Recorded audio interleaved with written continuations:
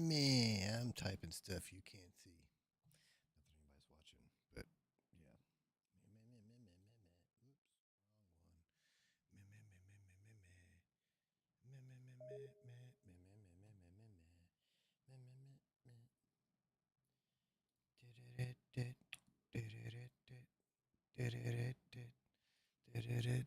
This should be fun. And yet they're offering people $750 for immediate.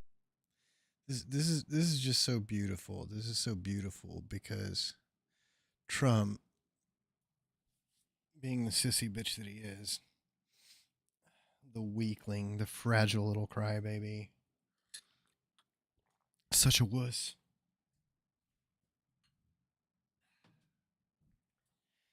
He backs out of the 60 Minutes interview because boo hoo hoo, they would fact check me while they're talking to me. That was literally the reason. Because he didn't want to be fact checked because he's so fucking fragile. He backed out of the 60 Minutes interview. And then he turns around and goes on Fox News. And Laura Ingraham, even though she is the most devoted Trump follower out there on Fox News next to Jesse Waters. And well, no, Janine Pirro probably tops her out. I don't know. They would probably fight over who gets to do a nosedive into his crotch.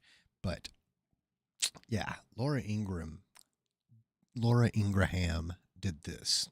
and yet they're offering people $750 For immediate needs. for the worst, but for the worst hurricane that anybody's seen. But she shouldn't be there anyway. She should be, I would say, North Carolina is bad, is so bad. And She was there today for 3 hours, I believe, Kamala Harris. Response has been so bad to the hurricane. This response has been horrific. But didn't Elon praise Pete Buttigieg, saying he cleared the way for some of my helicopters to come in? And he praised Buttigieg. Well, that was 2 days late. Who's surprised that Donald Trump takes a moment when America is going through? Some Americans are railing. That's hilarious. Dunks on him to his fucking face. Dunks on him to his fucking face. Oh, this is why I'm done with Anna Kashidian. Seriously, I am so fucking done with Anna Kasparian. She's leaning into the Candace Owens grift. She's leaning into the Dave Rubin grift, and I don't like it. Burnout. We all experience it at some point. It's so important to me that I've actually been working on it in therapy. In fact, with the help So she pulls her head out of her I've ass. learned certain tactics and strategies to begin creating that balance for myself. It her. can be really Listen to this shit. Listen to this shit. I watched your conversation with Matt Walsh today. I thought it was a good conversation. I haven't seen that film at all, but I mean, he touches on something that's very real. Right off of the bat, holy, it's crazy. No war. She's like, I mean, just like coming out of the gate. I just wanted to let you know I'm a bigot. You know, just like right up front, I'm letting you know that, you know, we're on friendly terms because I'm a bigot too. That's what Anna Shitbag just fucking, oh, I hate her. I hate her. I hate her. I hate her, hate her, hate her. Trip on Legos, bitch.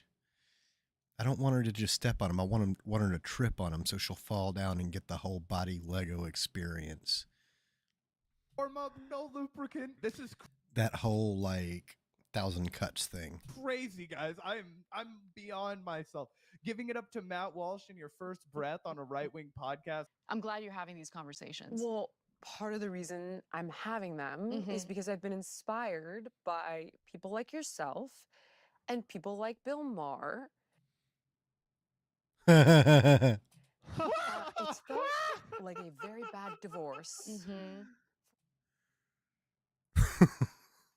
100%. I think that we're basically already there, LV, as we're about to take a look at this interview. I mean, just check out the way this is branded, guys. Before we even take a look at the interview itself, take a look here. Anna Kasparian blasts wokeism. Is she ditching the left? And then in the thumbnail it says why. I mean, and this is the thing. I have nothing but disdain for her or anyone else who uses woke in a disparaging manner. Because, once again, I will repeat it a million times. So it was a term that had kind of fallen out of popular use. The only place you would really hear it is if you went to like a gathering of hippies, dead lot, stuff like that. But still used in the traditional form. Just broader, because the original was African Americans using it to describe a sense of seeing through the lies white people tell you when they say they're your ally, but they really aren't. Seeing the the true injustice hidden behind the wall of perceived justice, like, yeah, we're going to end segregation, but we're going to make it necessary for you to create a program called equal opportunity, because we're just not going to hire you for jobs. We're just not going to rent to you. We're just, and it's like segregation ended, but it really didn't. So being woke is seeing through that bullshit, seeing that no, shit is still broken. Yeah, black people still get incarcerated at a higher rate. And then racists use those numbers to say, see, black people are committing most of the crime. And it's like, no, they're not. The FBI themselves will tell you like half of the fucking reporting is bullshit. So yeah. So for her to be using the word that way, yeah, she's on her way out. Just it says right there, she's the next Candace Owens. But she's going to find out real quick that there's no fucking room for her, because they've already, I mean, look, she's even dyeing her hair. She's bleaching her hair to get ready for her spot on the Daily Wire or Fox News. She wants to be the leftist who left the left. She wants to be like, seriously, the next Candace Owens or whatever. But it's like, no, they don't want you, because they already have Candace Owens, who checks a better box because she's the black woman who hates black people. And they already have a bunch of blonde Barbies. So, I just hope this ends with her unemployed and bitter, trying to partner up with, what's her name?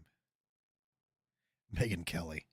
I left the left. Again, Zach and I, we've been getting gaslit for months, pretty much, actually years, our entire channel's history. Oh, you guys just disagree with her on a few things. You guys just can't handle disagreement. You guys just can't stand someone within the progressive ranks pushing back on your orthodoxy. No, we said there's a trajectory here. We can identify it. We're not stupid. We're not naive. We've seen this before. She's leaving the left. And yeah, I mean, I think it's fair to say, if you're appearing in an interview on some stupid podcast like this and allowing them to brand it that way, yeah, I mean, clearly everyone knows what's happening. Jillian Michaels knows what's happening. That's why she branded the content that way. Yeah, 100% Jillian Michaels knows what's happening. That's why she opened her arms up to Anna and said, I embrace you, right? And for people who don't know, Jillian Michaels, she's a conservative, right? She just had Matt Walsh on. She's a huge TERF. Okay, she doesn't like trans people, but she is herself a lesbian woman. Okay, it's like a lot of TERFs, unfortunately. Yes, but Gavin, without further ado, do you want to get into some of this tasty content for the day? Yeah, absolutely. Let's get into the interview that you all are waiting to see. We're going to react to a bit of this here on the Vanguard. It's a juicy one, guys. It's pretty spicy. And once again, Vanguard vindicated. Hate to say it, but it's true. Let's take a look, guys. You ready? Oh, yeah, I'm ready. Cringe Fuck Anna Gaslightian. Let's go. If you want to get a preview of how a president plans to lead, just look at who their donors are. Today's guest is American political commentator Anna Kasparian. She's the producer and host of a Anna hugely gaslighting him. successful show on YouTube called The Young Turks. I grew up in the 90s. We weren't as obsessed So did I. with dividing ourselves into these little groups.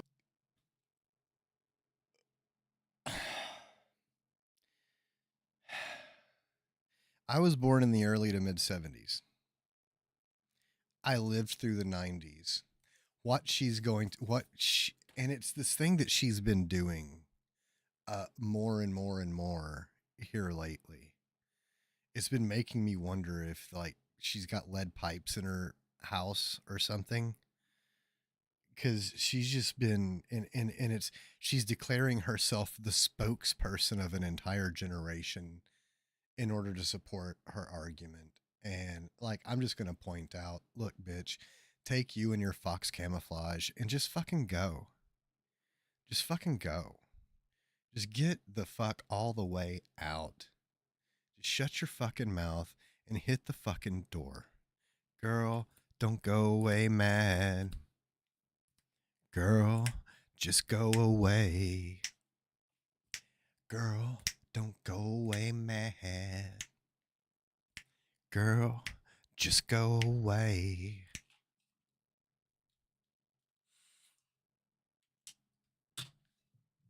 Be right back.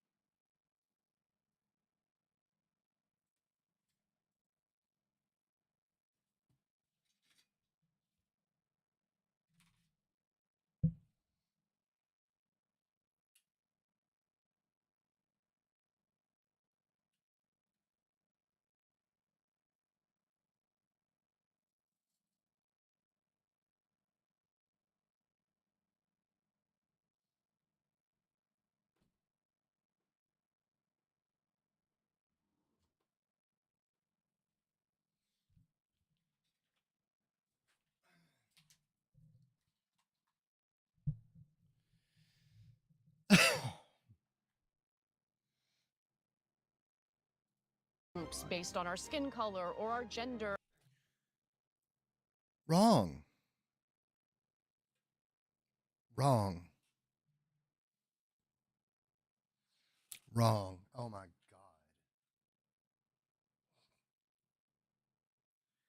God. The 90s was literally all about carrying that torch through from the 60s, 70s, and 80s. And it just like ramped up and said, no, this isn't just about women's lib and da da da da. This is about fucking equality. And it was like, no, we're going to accept gay people, black people, brown people, women. I mean, it was all about liberation and leaning into your identity. I mean, that's where like, you know, I mean, it's funny because like the 90s brought back that old saying from the 70s, let your freak flag fly. I mean, yeah, it was. It was all about being proud of who and what you are and leaning into your identity. And it's like realizing that you shouldn't have to mute who you are to fit in, because if you're having to mute who you are, then you're not fitting in. You're being oppressed and repressed. You're not fitting in. You're being enslaved, imprisoned. So, yes, it was all about, leaning into all of this. And that was also when, like, a lot of, like, white people were just like, you know what? Fuck the whiteness. Here's my ancestry.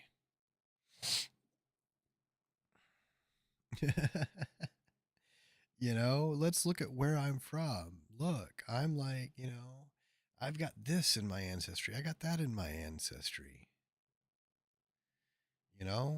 I'm more than just like, like white dude, like all these racists and bigots. It's like, oh, look, there's, non-white people in my ancestry. So fuck that. And even those of us who weren't lucky enough for that, we could at least still say, like, well, I'm just, y'all don't piss me off, so I'm just gonna like go with the like Irish thing and some German, and I don't know. I mean, yeah. But not the bad Germans, because my family had left Germany years before that. My family's actually been here since the 1800s.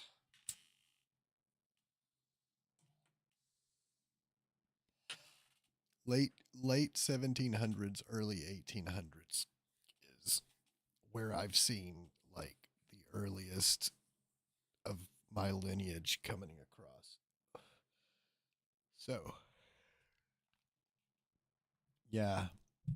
But it's just the whole thing of like, I don't want to be associated with all you assholes that like made me embarrassed over here. Yes, it was about identity because everybody was tired of having their identity muted. And that's what she's leaning into. She's doing this whole, you expressing yourself makes me uncomfortable. You should have to, and look at her too. We're Like, going to be saying the same shit in like 2040. We're going to be like, we grew up in the 2000s, and back then everyone was sane and reasonable. Like everyone does this, no matter what era you grew up in. Yeah, it's just boomer shit. And also, dude, acting like the 90s people weren't often like sectionalized groups is crazy. Okay, yeah. Actually, the 90s was the beginning of kind of an astroturf, like we're all different, but we're all the same. Although I guess Anna's mentioning that she caught the last death rattle of the I don't see race approach to racism.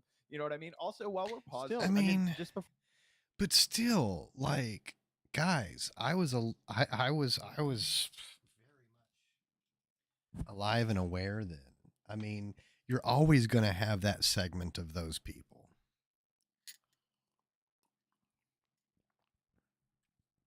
But the rest of us, we were coming out of like the punk and the metal and the skating, and like you looked at the skateboard community, and that's where you really saw a lot of it. You go to the skate park and it's just like the melting pot that America is supposed to be. That's where you see the actual like concept of the American dream made manifest. And a Nazi comes walking into that skate park and the boards will swing. A bigot comes in there, a racist comes in there. Oh, you're gonna get pounded on, son. Run out. Never come back. Bring all your buddies. We'll line them up next to you. Yes, I mean, there were songs about our identity. It's in the song lyrics, all about identity. You don't have to mute your identity to fit in.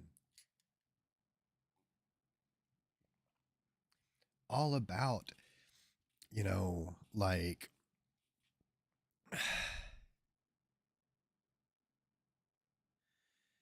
your identity doesn't make you lesser, it makes you greater, and embracing it makes you even greater.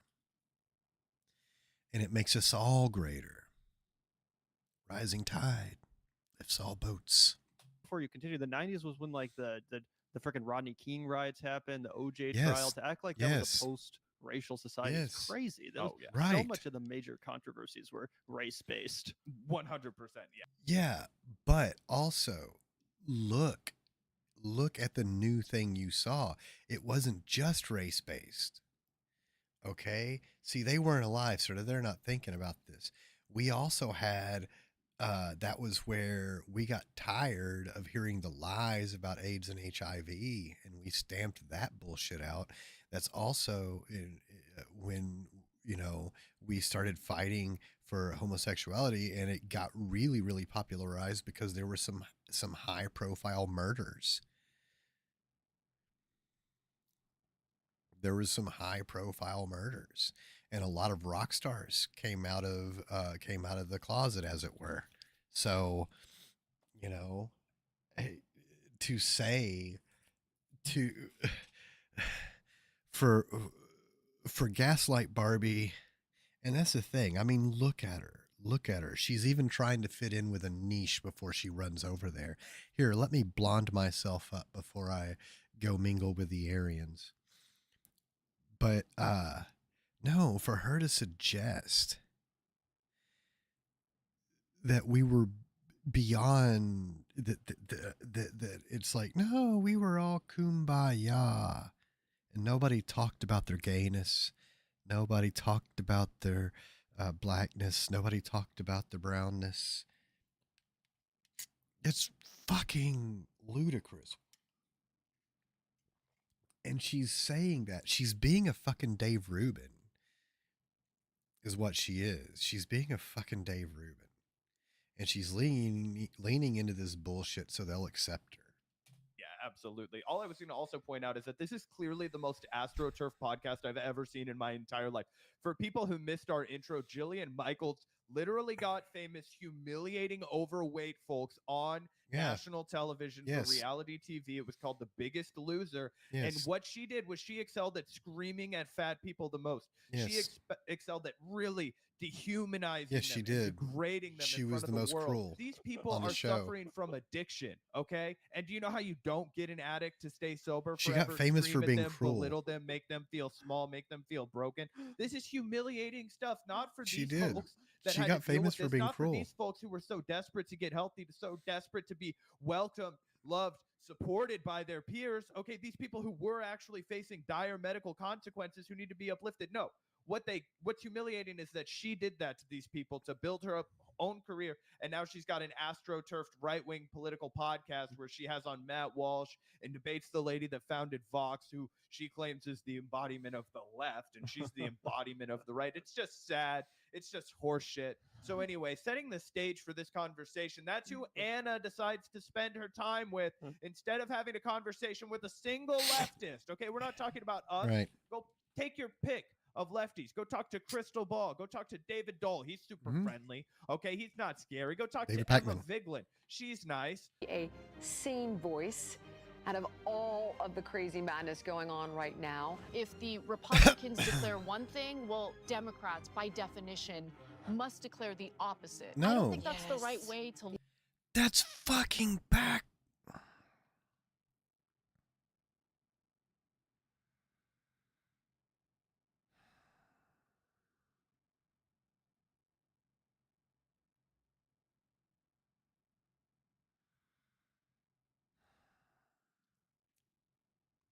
That's literally the fucking opposite. She's doing exactly what Candace Owens, Dave Rubin, Jimmy Dore, all these fake motherfuckers who eventually reveal their true right-wing bigoted self.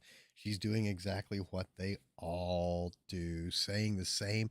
I mean, my God, I could probably, without watching the episode, I could probably script out most of what she's going to say, because it's going to be a bunch of this.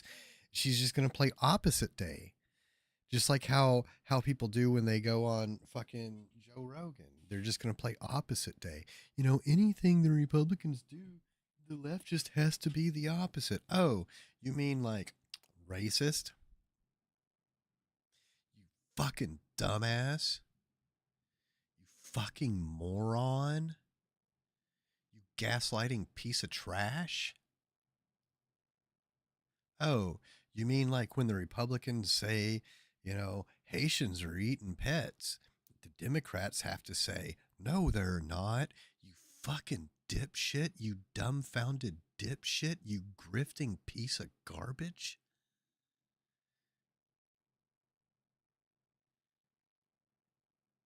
You troglodytic Neanderthal. You lobotomized ape. Fucking bigot Barbie. Oh, you mean like when the Republicans want to ban abortion, the Democrats just have to do the opposite? When the Republicans want to ban books, the Democrats have to do the opposite? When Republicans want to ban being transgender, the Democrats have to do the opposite? You dumbfounded dipshit. Look at any issue.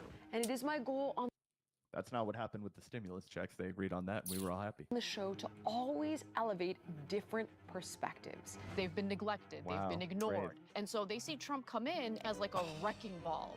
They have not been neglected. They have not been ignored. What the fuck does that even mean? I challenge anyone to tell me what the fuck that is supposed to mean. Please tell me how the conservative white American was neglected and ignored.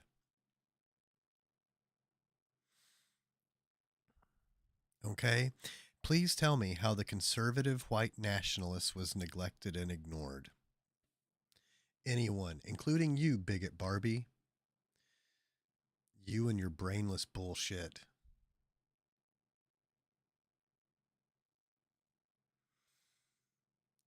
Good God. Just open mouth, insert right wing cock. It's just like, and it's the same fucking approach with all of them. It's like she's going step by step through the playbook. Oh, I have to go on here and do opposite day now.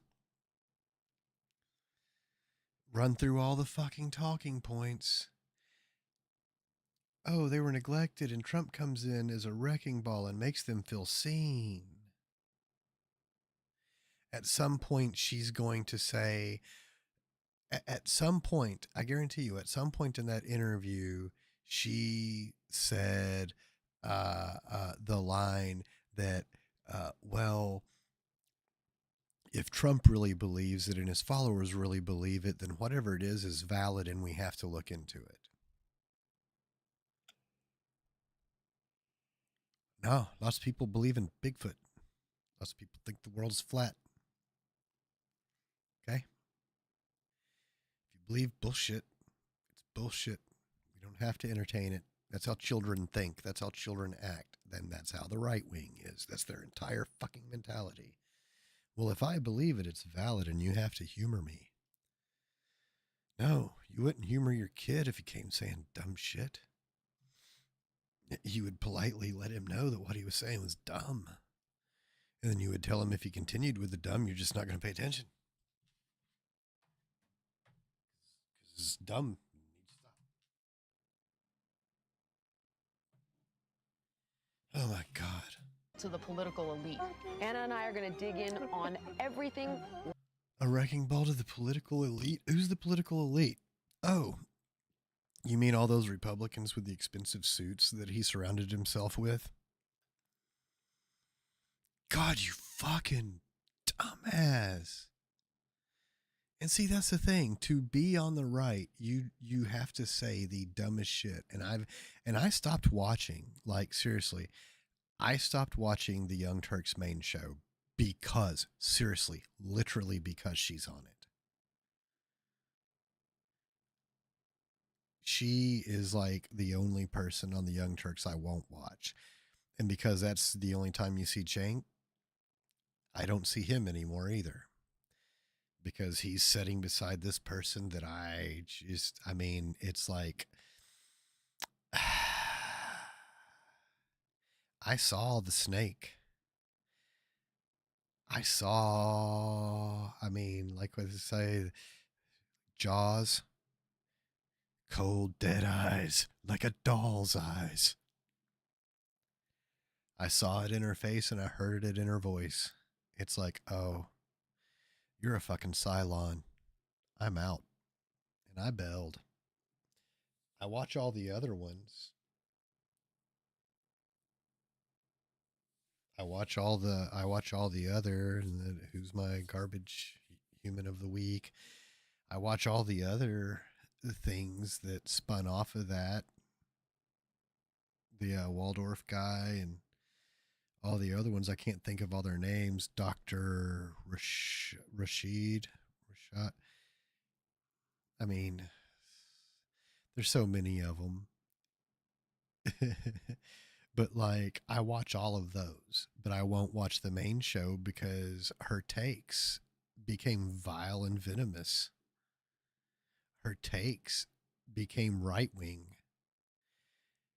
And then when she did that whole bit on attacking everyone for even bringing up the intentional mispronunciation of Kamala's name, it's like, no, it is important because they're literally doing it to be racist. Like, they're seriously doing it to be racist.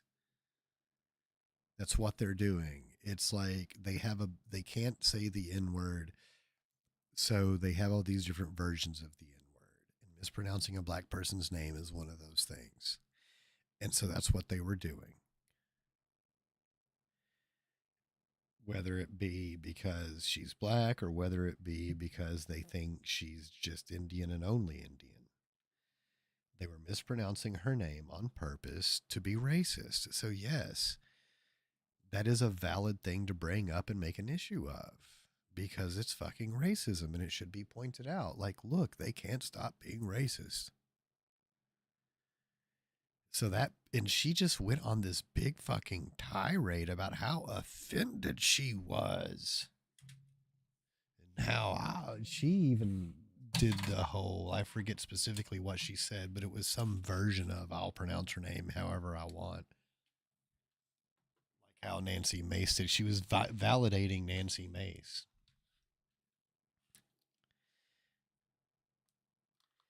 And I was just like, okay, I'm not giving you any more chances. You've told me who you are. You've told me you're scum. It's not healthy to be around you anymore.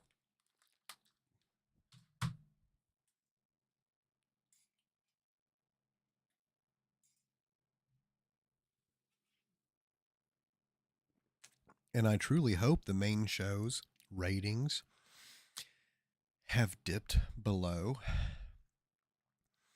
all the spinoffs. And I hope she has noticed that. And I hope that's part of why she's mad. And I hope everyone at the Young Turks is aware of that. I hope everyone at the Young Turks is aware of the fact that she's killing their show. Right, left, and in between. Some of these nonprofits literally going to Skid Row and handing out crack pipes. Right. And that's helping the homeless. Here we go. Keeping it real.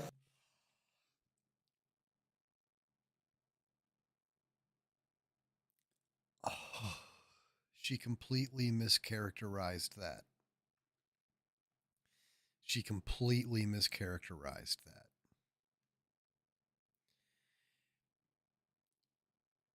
The whole deal was, it's just like the needle program.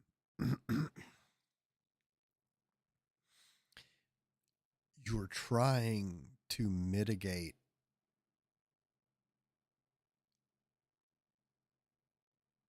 as much damage as possible.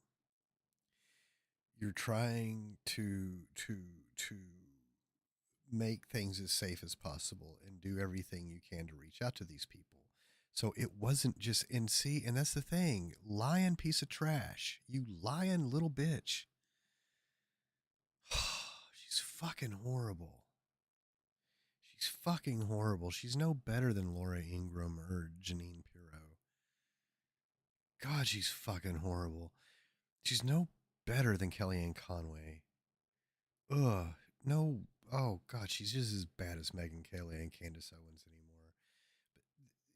But she just completely mischaracterized that. That wasn't the way it was going on. They were going out and they were doing outreach, and what they were doing is they were doing like the exchange thing, and they were just giving people safer stuff, like bring us your unsafe shit, we will give you safe stuff.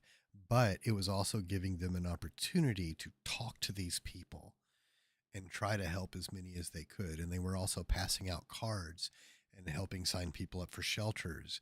And if anyone did want to go to rehab, well, that was the perfect opportunity to be with them and take them to do that. And that's what it was. It wasn't just, oh, we're just going to go down and pass out crack pipes. No, that's not what was happening. God, fuck her. She's trash. With Jillian Michaels. She's fucking garbage. I watched your conversation with Matt Walsh today.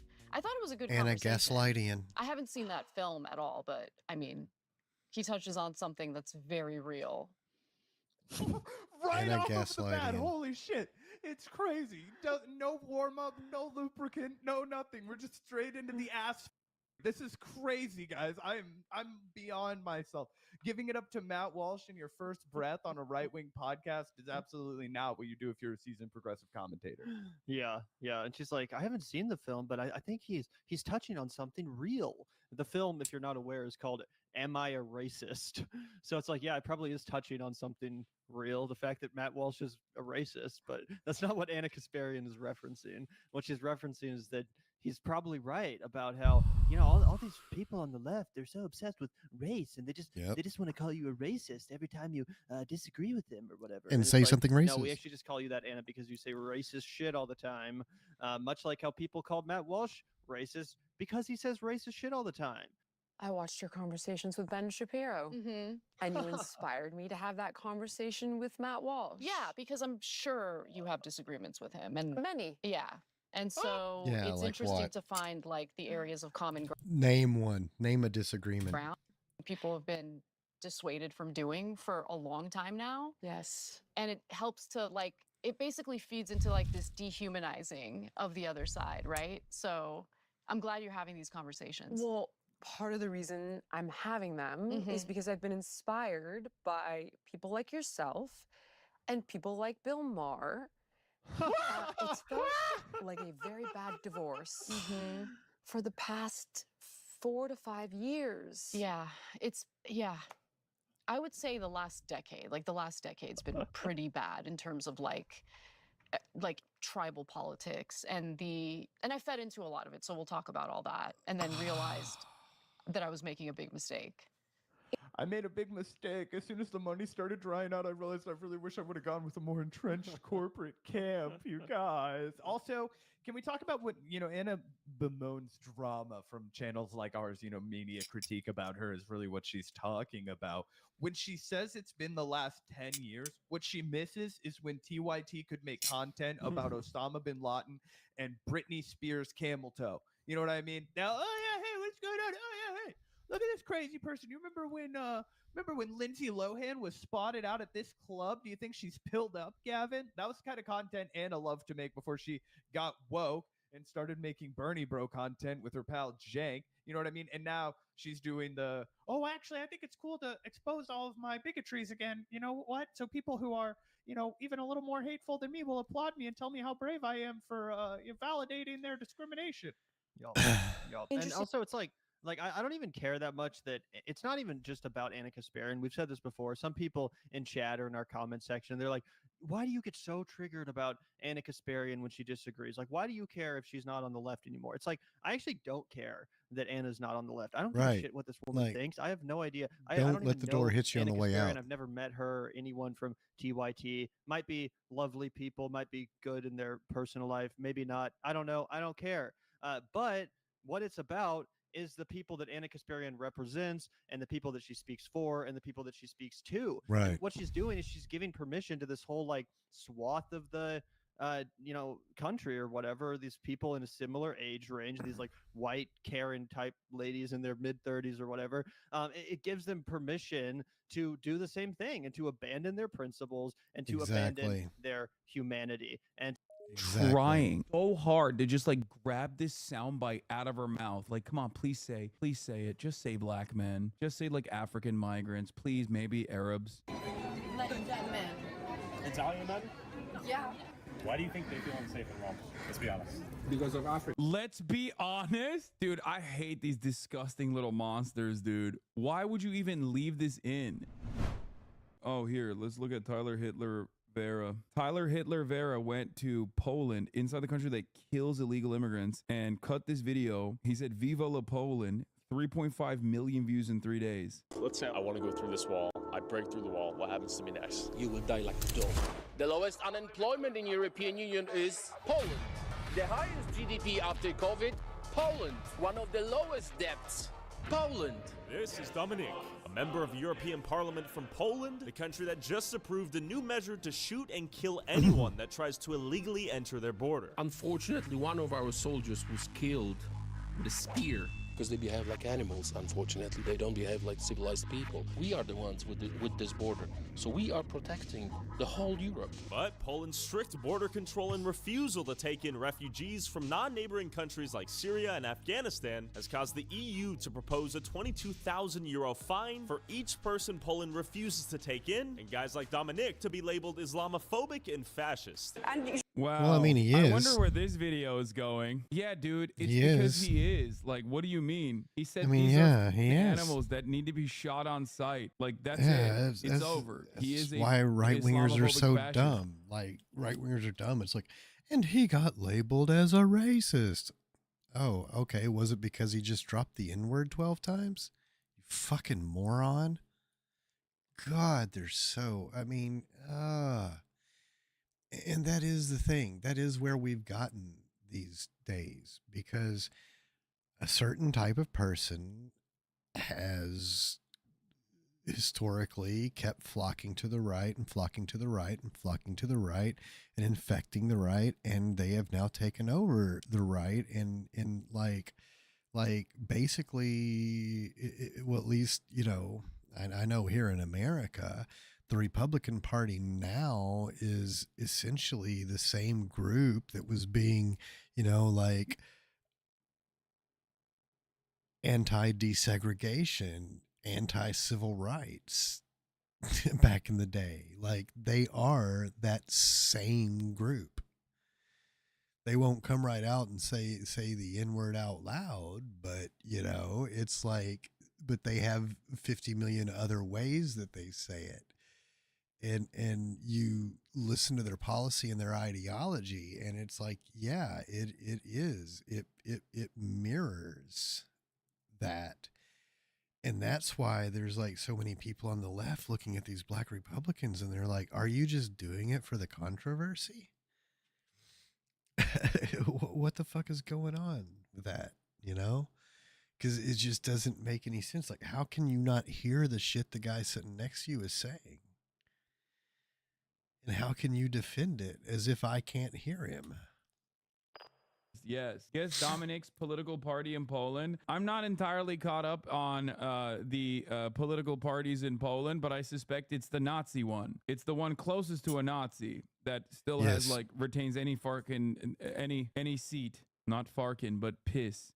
Close enough. Is Poland running off of never again policies as well? Poland is a very interesting country that found itself in between the spheres of influence and country. Is Poland running off of any seat, not Nazi, that still has like retains any Farkin, any seat, not Farkin, but piss.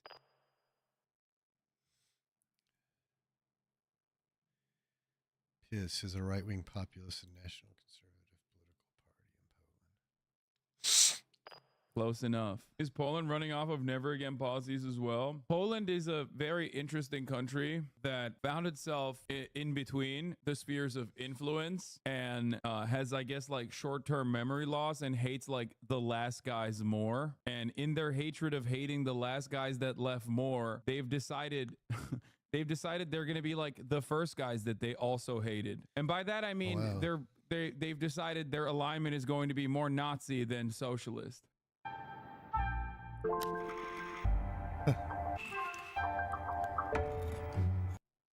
Commission president says that you're racist. You sound proud of the fact that you haven't taken any refugees. Of course, because this is what our people are expecting from our government. That's number one. This is why Poland is so safe. I don't care. I care about my family and about my country. When I see the wall, I do understand that this is for my future children. Does Poland's strict border policy work? Is Poland significantly safer than the rest of Europe because of it? And do the people of Poland want open borders? Poland are racist. We are proud of it. See, that is so fucking idiotic. That's why that, what is his name? Oliviera Tyler Oliveira. Yeah, I mean, this is how, like, I figured out he's a fucking dumbass right winger so quickly. Is because he has that stupid fucking right wing binary brain. It's like, do they want open borders? I mean, it's like he just can't.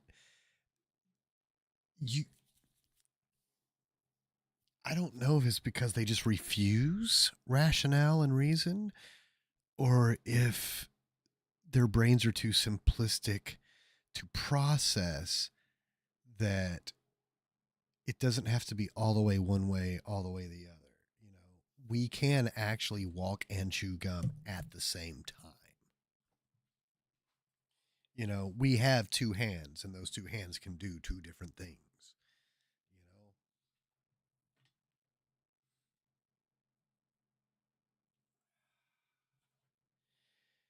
right wingers can't understand that. I don't know, or they don't want to. I don't know.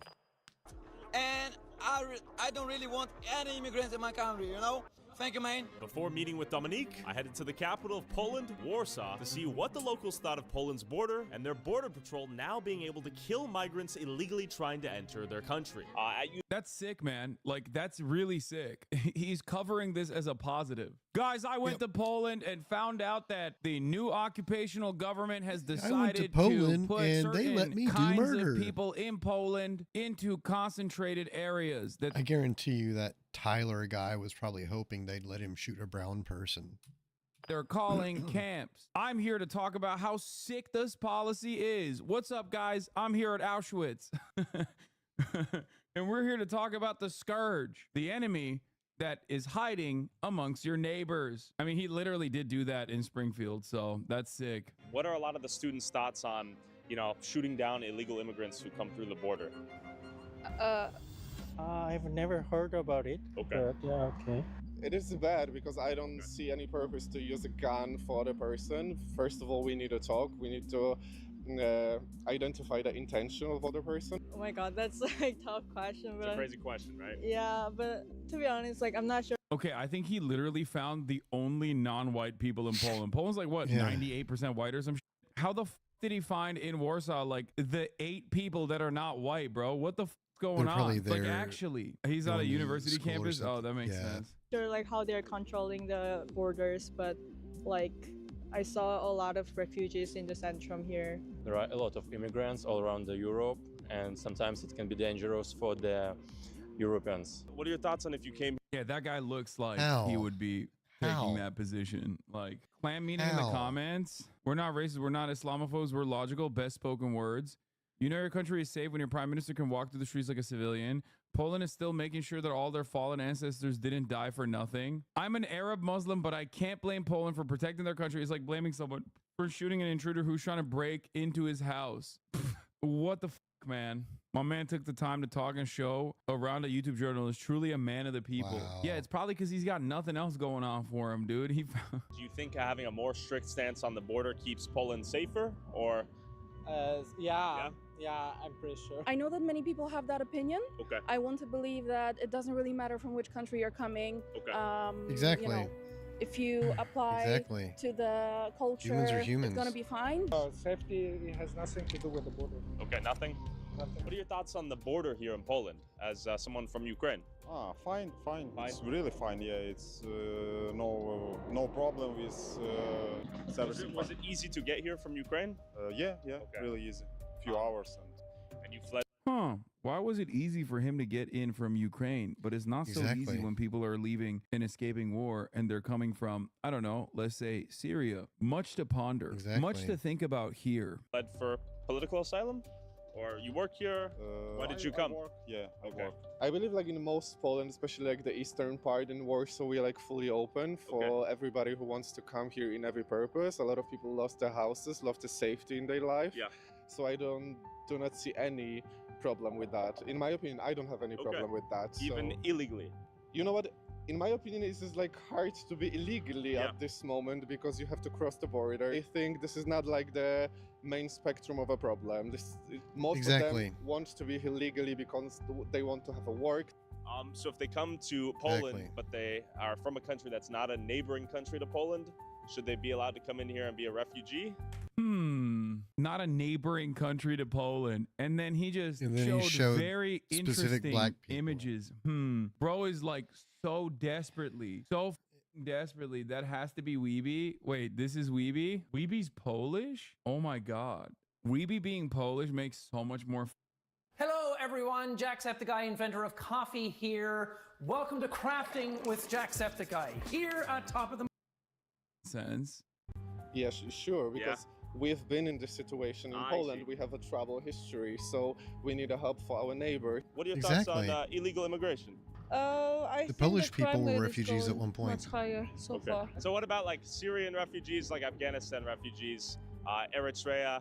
Are they close enough to be considered neighbors, or should they go to the neighboring country? They're not like, of course, geographically they're not our neighbors, but if they looking for a safe place, they want to be here legally, they want to have a work, they want to build a new life, I don't see a problem with that. Dude, YouTuber meets normal human is shocked. YouTuber meets normal human. And he is trying, and see, Tyler is trying his best. He is doing everything he can. He is struggling, like, no, please say something racist. Normal opinions is shocked by his He's a piece of response shit. that He's is trash. objectively normal. Like, yeah, who cares, man? They're just normal people. Like Tyler, dude, is Before heading to fucking the Poland-Belarus garbage. border to see what Poland says is a hybrid warfare at play where Russia is sending migrants from China and Africa into Poland for them to then enter the rest of the EU and then financially and socially destabilize the rest of Europe. I met up with Dominique, member of the What? European That Parliament doesn't and make any Poland's Law and Justice sense. Party. Is this man a racist? That is the wildest ass, most fucking racist conspiracy. My God, you got to connect a million fucking dot. How did he even? Oh my God. So Russia is. Where are they getting? They're taking immigrants or refugees from China and where? And they're sending them into Poland so they can cross into the rest of Europe and destabilize the Tyler, whatever his fucking last name is, a piece of shit.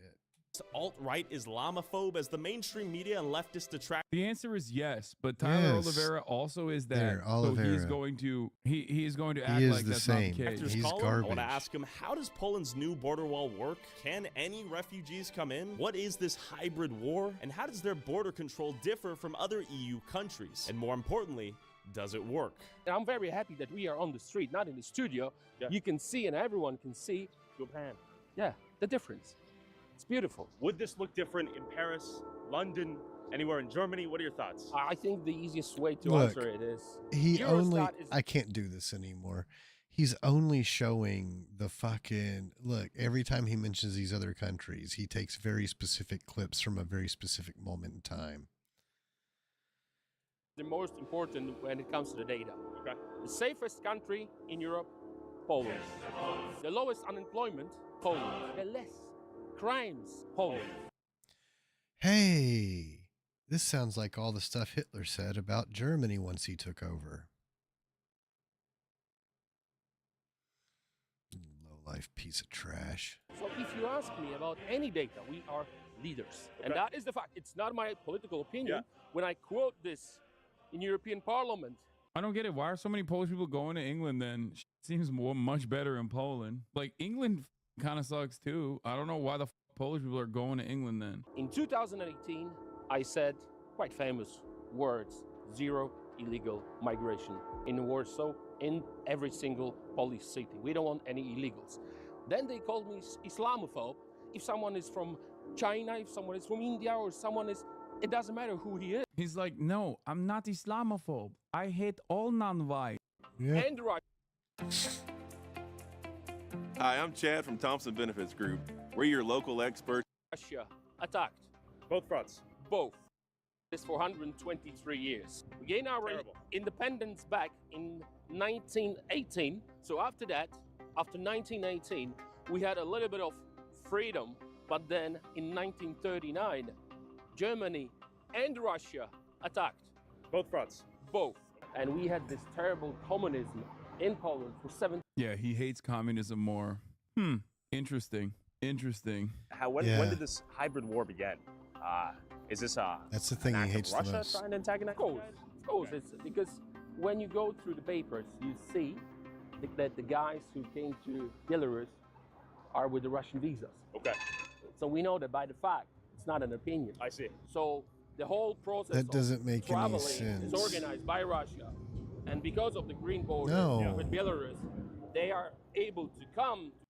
That just means that some of them passed through an actual border, didn't have any papers when they got there, had documents established for them, and then moved on. That's Belarus and attack our borders. So it's organized by Russia, of course. And they want to destabilize Poland and Dude, it's crazy to be like, I can't get over the fact that he was like, yeah, Nazism and then communism, much worse. It's like some of the greatest atrocities, like historically, that has ever befall Europe was conducted by the Nazis in Poland. And this motherfucker is like he's still like, you know, I hate the communist orc. You goddamn animal, dude. Oh, she's not tolerant. Oh. Or in French. I would overreact. I would overreact as well. Do you understand what I mean? Like if I heard. Here's the thought. Can we please order in the meeting? Mamma mia, maybe Poland not so safe. What do you feel like? Because it's not safe. Why is it not safe? What I'm about to say, the way he.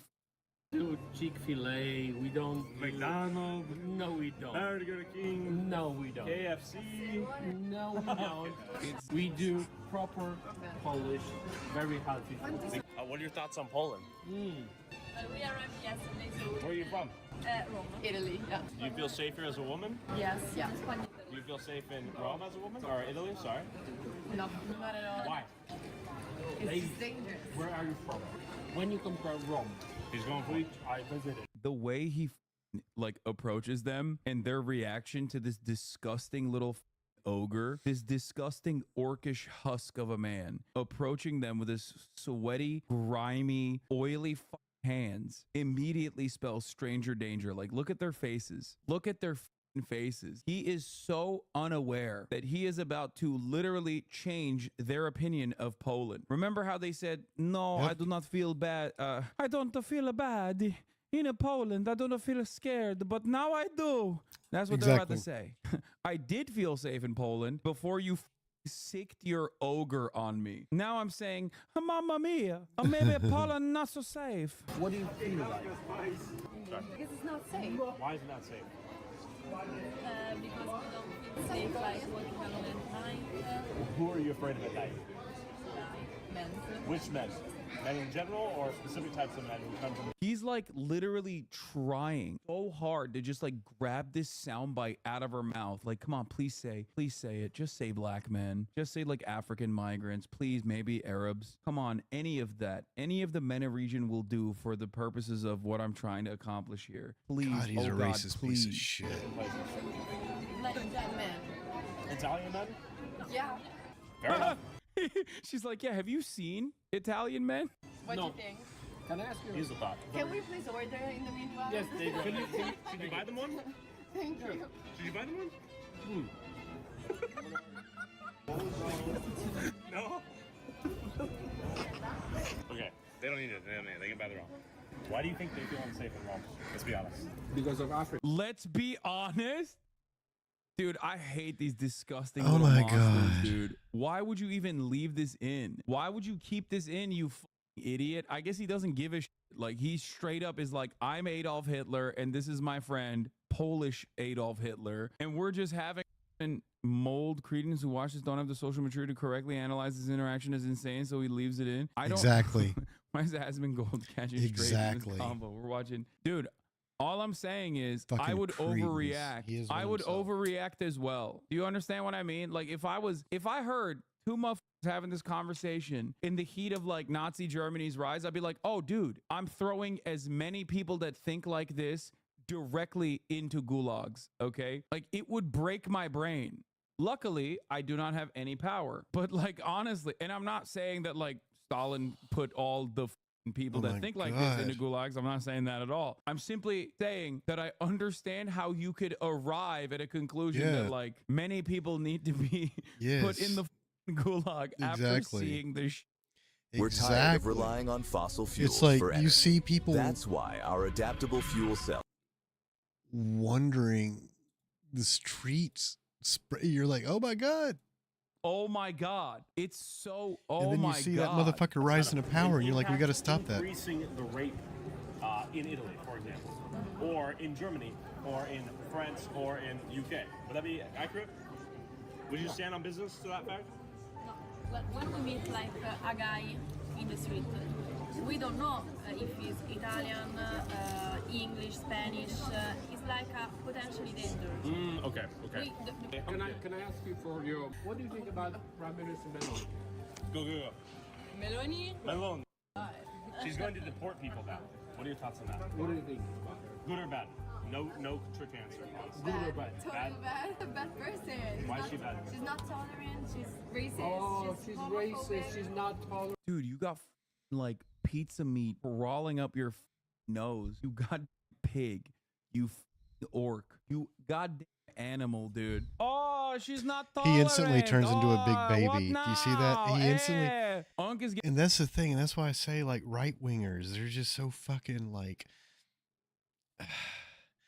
unevolved and immature and just incapable of being intelligent, because here she is being completely reasonable, rational, and mature. He hears that, and what does he do? He instantly goes into this extravagant, oh, she's not tolerant. Who acts like that? Children. Children act like that. Doing the taunting and the little dance and everything else. Children behave that way. That's how they all behave. getting real riled up at night. I All don't know how many right-wingers beers act he like that. slammed, but Oh, Listen. God, he's got literally But food there's on no- the side of his mouth. Oh, you are such a pig. You are such a disgusting little monster. And you're not defending anything. You're not making a point.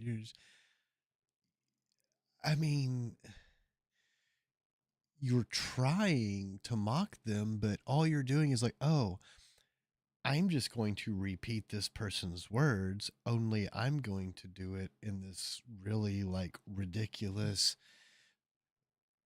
dramatic fashion. Haha, I won the argument. How? I mean, that's literally just taking an L.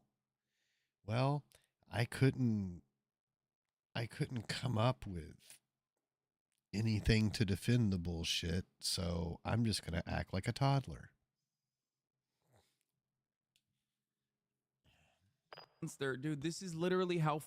Oh my God, this is a perfect Nazi ass moment right here. Oh my God. What do you mean? What do you mean? I don't. You know what I mean? I'd be like, you're so right. Having said that, however, this is not exactly a great representation of Poland for the outside world. so you don't know who's raping? What do you mean? I don't understand the question. Like you're trying to You say don't. something. She understands. Bro, he's like owning them in the marketplace of ideas. Like, you don't know who's raping. It's the Arabs. It's the Arabs. It's the Africa. Exactly. Sup, you beautiful bad. Live TV about Donald Trump and MAGA Republicans' relentless lies about the interview off when Carolyn Levitt won't play ball. But just for context, I want to remind everybody, Republican governors of red states that have been impacted by Hurricane Helene have publicly praised the Biden-Harris administration's federal response, and Republican state and local officials have begged Donald Trump and MAGA Republicans to stop lying. So with that in mind, let's play this interview and we'll unpack it together. Joining us right now is from the Trump campaign, is Trump's national press secretary for the campaign, Caroline Levitt. Caroline, thank you for coming on. And the congressman there, he said that he doesn't necessarily like all that FEMA is doing, but he pointed out that it's damaging the rumors that that is what is happening, the rumors that are circulating. And with regard to that, things that the former president has said is FEMA funds were stolen to be used to house illegal migrants, that no one from FEMA was on the ground in North Carolina, that funds were being withheld from Republican areas of the state on purpose.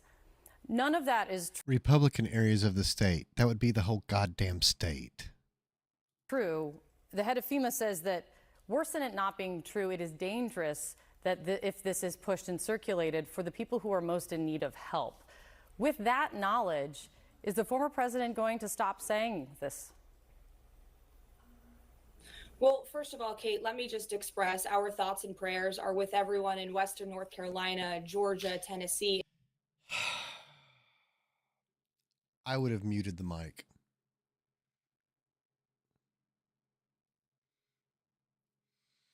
And that's what journalists need to start doing. They need to start making it clear you're not going to come on my show and try to use it as a podium at your fucking rally.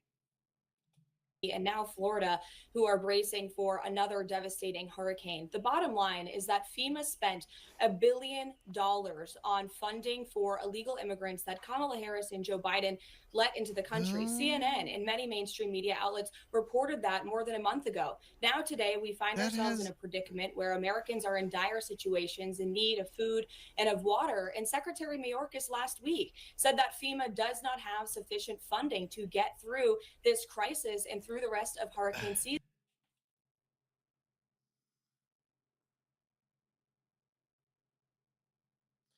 She's trying to conflate unrelated things. And I fucking hate that she exists. Because the world would be better off if she didn't. It just truly would. I had a Trump supporter come at me and say, you know, if you could just push a button and make all the Trump supporters cease to exist, you would. And I said, yes, I absolutely would. I absolutely would right now, because you absolutely deserve it and you're literally begging for it. She is. So this is our Flippy 3. Yeah, I Flippy would. 3 is actually twice as fast.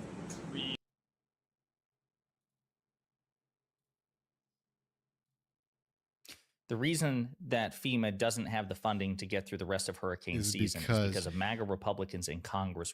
Yeah, that's right. God, she got me so mad I was forgetting that point. They passed a vote to refund it, and every single MAGA Republican in unison voted against, because they have been ordered to block everything so that they hope that Trump can get reelected. And then, and seriously, I mean, and they don't even hide it. They're so stupid. They can't stop talking about it. And he even says it out loud. Trump himself says it out loud. But yeah, they're like blocking anything and everything that could possibly help anyone, so that if he gets elected, then they're going to turn around and take all these things and try to pass them under his name so he can take credit for all of it. Just like the funding the border. He had them block the border funding because he would rather run on a crisis than to solve a problem. And their plan literally was to block the funding of the border. He gets elected, then they pass legislation to fund the border, which at that point, I would beg all of my Democrat politicians to block it just out of spite. When the Republicans go, oh, they voted against border funding. Yes, we did, and here's why.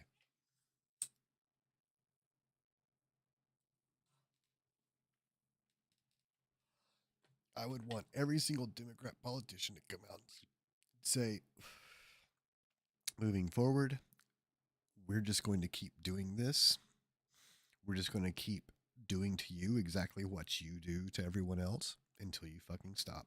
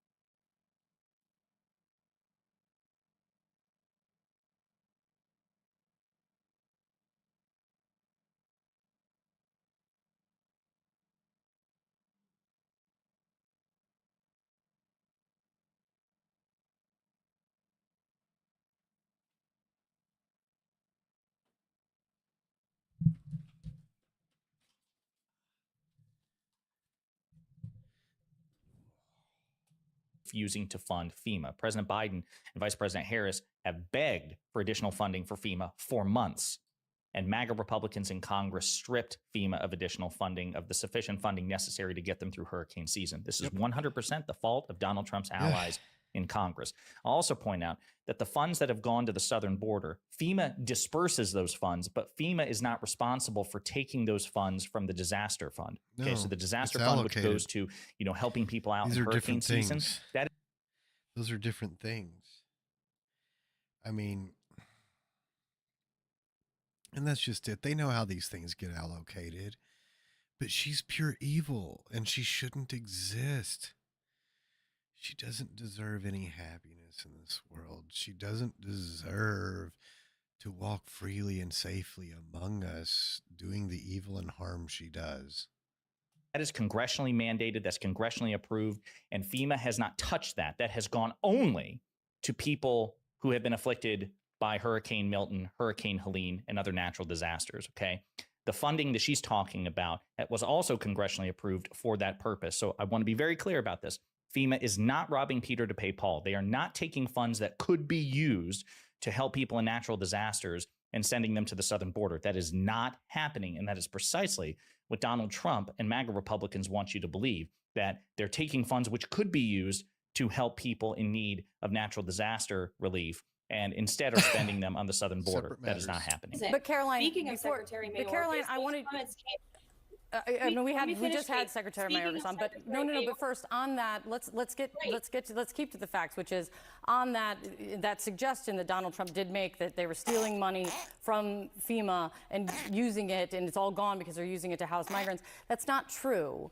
There's no disaster relief fund money that was going to house migrants. No, there wasn't. I don't think the American people care which pocket the money came from. Yes, they do. Yes, yes, yes. See, her whole premise is it doesn't matter where the money came from. It helped migrants. Because she's a racist twat.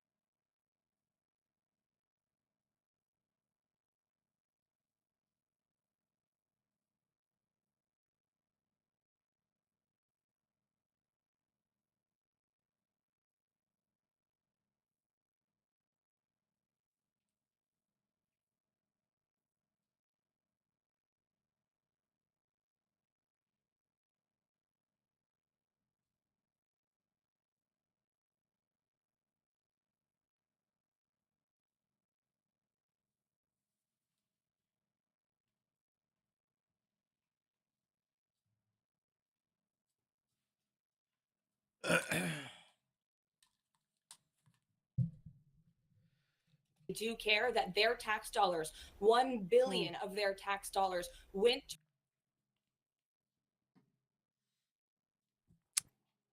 Fuck her. towards housing migrants. That There you go. Migrants. Notice I knew she was going to do it because she's a fucking racist cunt.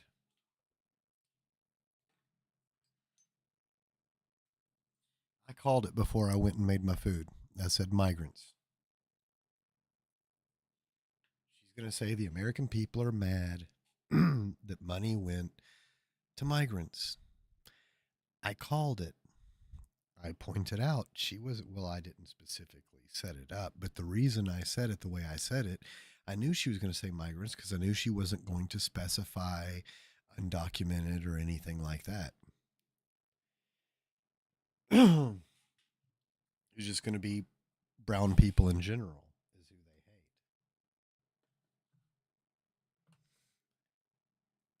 And I knew that's what it was going to be. And that's what it was. That's what she said.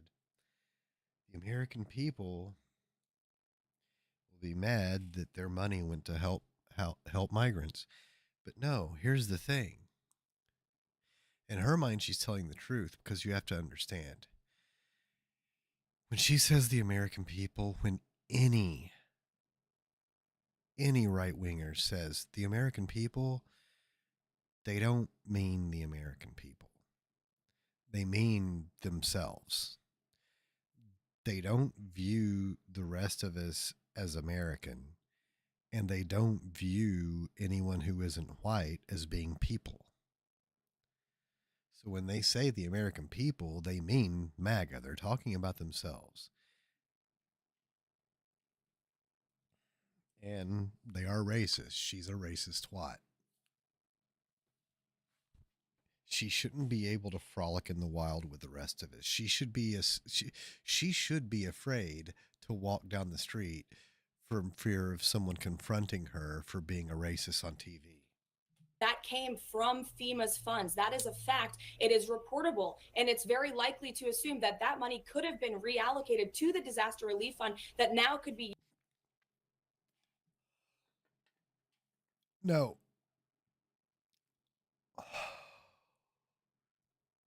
No.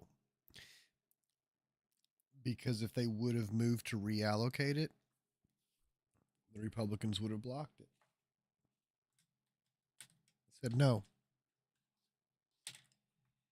They're trying to play a zero-sum game, and she just needs to be like catapulted into the sun. Used to help our fellow Americans that are in need from these hurricanes. And I would like to. I know. And the way they all talk is so fucked up. Like, listen to her, listen to Janine Pirro, listen to Tommy Lahren, listen to, what's that, Kaylee Maganini. They all bark. They don't like speak normally. They all bark. Hey, her, her, her, her, her, her, her, her, her, her, her, her. That money could have been reallocated. They went to migrants. Her, her, her, her. They bark. Listen to her. Finish my previous point, and I heard you had Secretary Mayorkas on the show. I hope that you asked him about why he was shopping at a luxury men's warehouse store last week in the midst of this crisis, or why Kamala Harris was fundraising in San Francisco when Hurricane Helene made landfall, and why Joe Biden was sitting on the beach. If President Trump had done that, there would be outrage, and there should be outrage at our current elected.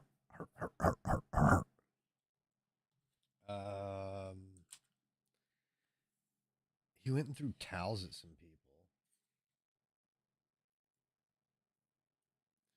He withheld disaster funds, threw towels at people, politicized the disaster relief, refused to help California because they didn't vote for him.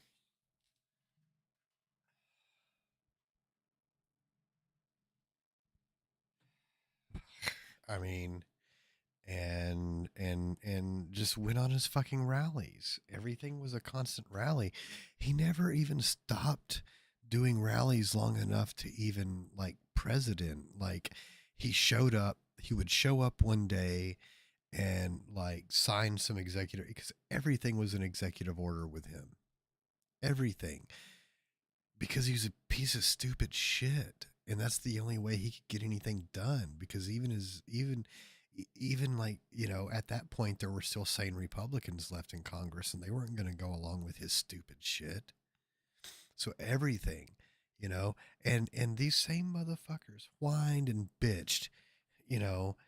Barack Obama signs one executive order. Fucking Donald Trump does 10. They're all pieces of shit. All American right-wingers are fucking trash currently, because the party has built itself around attracting the lowliest of our society, because they're the easiest to control, the most violent, most aggressive, and the dumbest, easiest to fool and brainwash. You know, it's like literally right-wing America has become the people who would actually buy the snake oil from the snake oil salesman, the people who would actually show up and throw their money at the tent pole preacher at the tent pole revival, faith healers and shit, dancing with snakes. That's who they went after, and that's who they have. And so that's why you have what you have now in America. That's why you have her.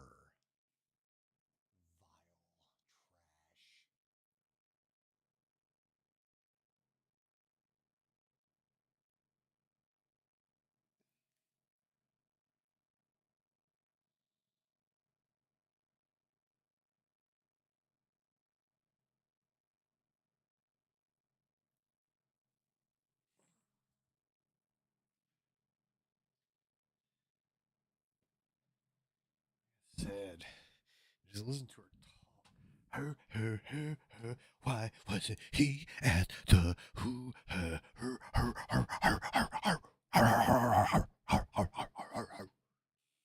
officials, leaders in office who. Or I've also heard,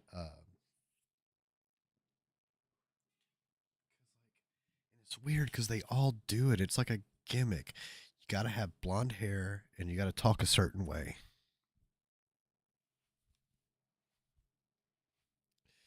They're like the Stepford Wives, for fucking real. Or the Village of the Damned. The kids. The creepy kids with the white hair from Village of the Damned. But no, a friend of mine compared the way they all talk to this Shirley Temple clip where she was being like a little snot-nosed brat. And like they all talk like that. Were sitting on their hands when this hurricane. Caroline. So again, just want to make this very clear. The President of the United States and Vice President of the United States and former President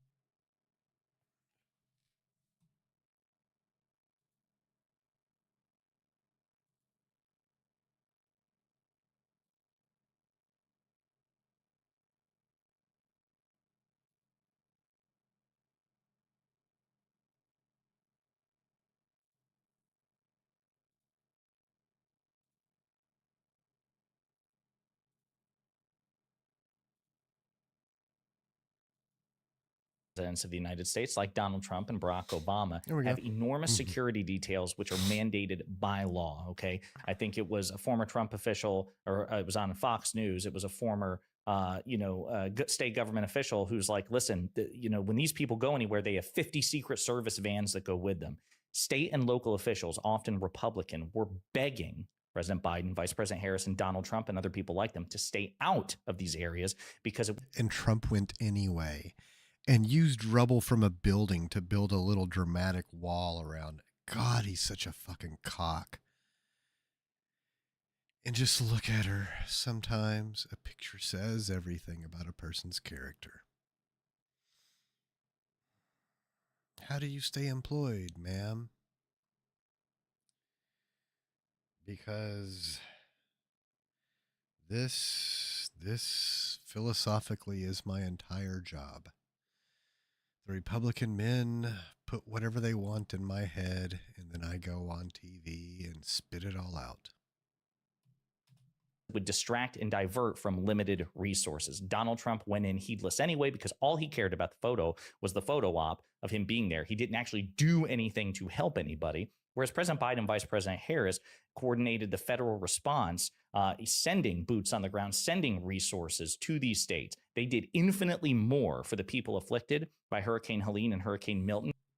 Also, Donald Trump and his minions have been actually actively and aggressively hampering efforts with their lies. So, trash, trash, trash, trash, trash. They don't deserve kindness. We need to stop coddling Republicans. It doesn't matter that this MAGA person is your friend or family. It doesn't fucking matter. Trash is trash. Stop coddling them and enabling them. You know? I mean, don't tell me you love me and then support people who hate me. That Donald Trump ever did, and that's a fact. Was making landfall on the United States. There was Caroline, a I delayed did actually, I response did, from I the did federal ask, government. There is I no did doubt about ask that. the It took them secretary. 6 days to deploy troops. I did ask. hope I that you did, Caroline. I did. That's what I'm trying to say. I did ask him about that. He said he was actually in Los Angeles, recognizing the work of employees of the Department of Homeland Security that are part of what we're talking about here. But let me ask you something. This is quite. So what I've heard, what you're now saying is that you think it is. You don't think American people care where the money comes from. It is. You think it is bad that they're using FEMA money to house migrants. Ironically, Donald Trump attempted something very similar to what he falsely now is claiming about them. In 2019, Trump used FEMA. Let me finish. Trump used money from FEMA's disaster fund for migrant programs at the southern border. He told Congress that he was intending at the time in 2019 to shift $271 million from DHS, including $155 million from FEMA's disaster. And what she's going to leave out is he openly declared with his own permanently puckered little mouth that he was willing to declare it a national disaster if need be. That was like his whole strategy. Well, the border is a disaster. Therefore, we can direct FEMA funds to the disaster. Disaster relief fund to pay for detaining and transporting undocumented immigrants. Yes, and he did it like his whole take was, well, I'm declaring the border a disaster. Less than that was transferred from less than the $150 million was transferred, but money was transferred by Donald Trump in 2019 and the Trump administration from the FEMA Disaster Relief Fund to house migrants. So is he then okay with moving disaster relief funds for dealing with migrants, but now is not? So before Carolyn Levitt responds, I also want to say Trump should have been maximally funded in accordance with J. Paul. He did take those funds, certainly unethical potential. He did the very thing that. And speaking of which, let's get back to Carolyn Levitt. Next up, we're packing an order for Molly in Los Angeles, California. She got almost my exact. Is that what you're saying? What President Trump didn't do is allow an open border policy for 4 years, allowing nearly 20 million illegal people into the country, stressing our public infrastructure in cities across the country. They talk. Oh my ban God. every restriction, every bill that came across his desk. Later, he voted for every single ban, every restriction, every bill that came across his desk to make it harder for a woman and to ban, in some cases, a woman and her right to choose. 56 times in total. We checked the math. To me, Every single time he was casting one of those votes, he was saying something very particular. He was saying to women, he does not trust you to make your own decisions about your own family planning every single time. When it comes to our rights and protecting ourselves, I think it is important that we have someone in the seat who does that. He voted and sponsored bills that would make it impossible to have IVF and contraception. If he does not trust us to protect our own rights, do not trust him. So I was here in Michigan and I voted yes on Proposition 3. You were in Florida. You voted in Florida. You weren't here. For some people, this issue is a talking point. He's put his finger in the wind and he says, now I can't win if I don't, look good on this issue. And so he's changed 30 years of being unilaterally pro-life, of never breaking once with his party on this issue, right? So it's not a talking point to women. It is our lives. It's whether we bleed to death in a parking lot. It's who and when gets to decide how we have a family. Do not trust him.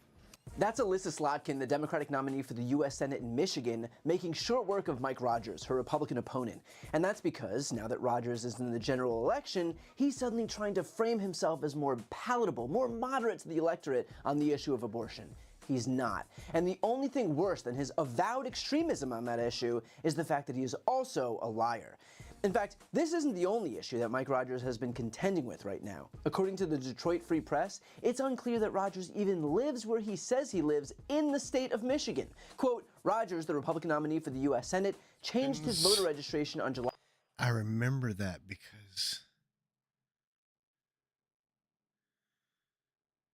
July 2nd to a home in White Lake Township that is under construction. A month later, he used the White Lake address to vote, presumably for himself, in the four-way race for the GOP nomination to replace. I feel like this is the guy too, where because she said that thing about Florida. I remember hearing something a while back about there being a MAGA politician who was having their residency challenged because they spent a suspicious amount of time in Florida. I think it was. I feel like it was Florida that it was said. I wonder if it was him. Retiring U.S. Senator Debbie Stabenow. There's just one problem. The House did not, and still does not, have a certificate of occupancy.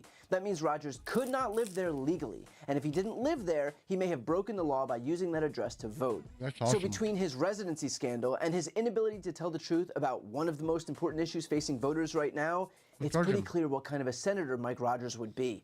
And it's not just Mike Rogers. David McCormick, the Republican Senate nominee in Pennsylvania, is doing virtually the same thing. I got to Afghanistan in early 2003. My job was basically... Here he is trying to wave away the issue of abortion at his latest debate with Democratic Senator Bob Casey. I'm not going to take any preaching from Senator Casey on my position on abortion. And it's something that we need to get past. That women have to get past their concerns about abortion bans. And if you're wondering why McCormick is so eager to get past this issue, it's probably because he doesn't want to acknowledge his own comments on the matter from the primary. Mr. McCormick, Roe versus Wade is overturned. How about you? Exceptions in your view? Yeah, I believe in the very rare instances there should be exceptions for life of the mother. Not even an exception for rape or incest. Avro? And I'm Jen Psaki. On today's show, Kamala Harris and Donald Trump open up a new front in the campaign, the all-out media blitz. We're going to get into many of them voters who aren't political junkies, like you and I, some who haven't decided whether to vote or who to vote for. Let's take a listen to some of the highlights from Harris and Walz's appearance. Please welcome back the next president of the United States. There are so many people in our country who are right in the middle. They're taking care of their kids and they're taking care of their aging parents. And it's just almost impossible to do it all. So what I am proposing is that basically what we will do is allow Medicare to cover in-home health care. They try to paint you like you're some leftist who I don't know, who wants to have people running through the streets committing crimes. You were a prosecutor. Oh my God. I have put a lot of people in jail. I have personally prosecuted everything from child sexual assault to homicides. You all remember it when we grew up. This Howard idea Stern that put on a we suit? could have different ideas, but we have unity, love the democracy, have an seriously? election, and then shake hands and admit the person who won. One of the old saws is they just want somebody they can have a beer with. So would you like to have a beer with me so I can tell people what that's like? Okay. This was, now we asked ahead of time because I can't just be giving a drink to the Vice President of the United States without asking. You asked for Miller High Life. You asked for Miller High Life. So cheers. Oh There you my go. God. There you go. The champagne. Was it? No, Michelob is the champ, or is it Miller High Life? Which one? Which one was the champagne of beers? I don't know. I'm not a drinker, but like I had friends who like that's the only thing they would drink. Miller High Life, and like they would always laugh and say it's the champagne of beers. But I thought that was Michelob that was the champagne of beers.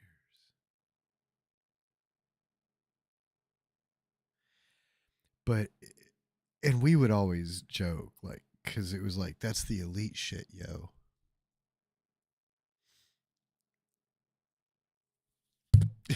We would make jokes about, High Life, because, like, it's in the name. What are you talking about? It's in the name. This ain't cheap beer. It's in the name.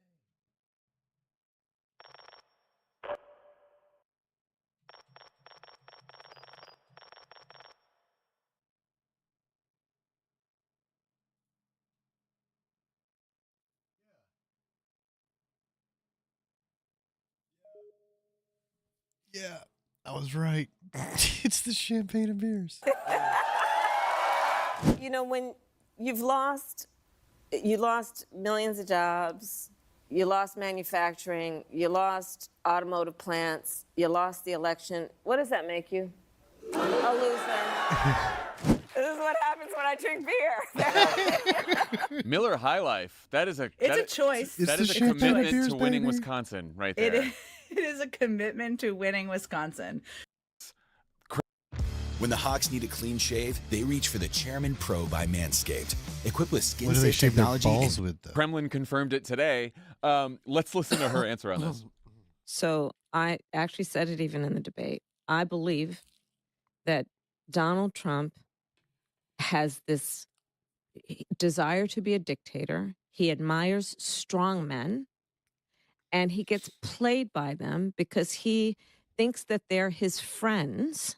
Yeah. And they are manipulating him full time and manipulating him by flattery. Yeah. And with favor. And so, in the midst, to your point, as reported by Bob Woodward, in the height of the pandemic, and remember, and your listeners will remember, people were dying by the hundreds. Yeah. Everybody was scrambling to get these kits, the tests, the COVID test kits. Couldn't get them. Couldn't get them. Right. Couldn't get them anywhere. Right. And this guy who is president of the United States is sending them to Russia, to a murderous dictator for his personal use? When he was talking about Americans should be putting bleach in their blood. That is just the most recent stark example of who Donald Trump is. She seemed genuinely offended and upset by that, Outraged. which I liked. Oh, first of all, that is the question anyone would have asked her from any major outlet. Can we just, I know. mean, and that answer is a great answer she would have given no matter who asked the question. But actually, he asked it in a way that teed her up, maybe in a way to be even more impassioned about it. Yes. I mean, her point is, the manipulation point is such an interesting one. And it made me think, like, I mean, SNL has been doing so many good things about this presidential campaign right now. They have the best people playing them. An amazing skit would be Vladimir Putin, Netanyahu, the head of the Heritage Foundation, the people who pick Supreme Court justices, just sitting around licking their chops about how they could manipulate Donald Trump if he is elected. Because that's how they all look at it, right? like a total This is a person who's the vehicle for me getting my thing done. It's a great. Let's listen. Vice President Kamala Harris and former President Donald Trump accepted our invitation. But unfortunately, last week, Trump canceled. The campaign offered shifting explanations. First, it complained that we would fact-check the interview. We fact-nation. Last week, Trump accepted our invitation. But unfortunately, last week, Trump canceled. The campaign offered shifting explanations. First, it complained that we would fact-check the interview. We fact-check every story. Later, Trump said he needed an apology for his interview in 2020. Trump claims correspondent Leslie Stahl said in that interview that Hunter Biden's controversial laptop came from Russia. She never said that. Both campaigns understood this special would go ahead if either candidate backed out. So, first of all, Scott Pelley's voice is so great. So 60 Minutes. It's so 60 Minutes. It's so awkward. Those texts are just uncomfortable, you know? I mean, do you think this, like, does this matter? I mean, I do think it probably... And every time she does an interview, basic way. Highlights. Here we go. Okay. This is not a... interviews that he did do. No, I don't... But... Well... His voice sounds like a wet taco fart, I swear to fucking God. But I hope he's about to show the clip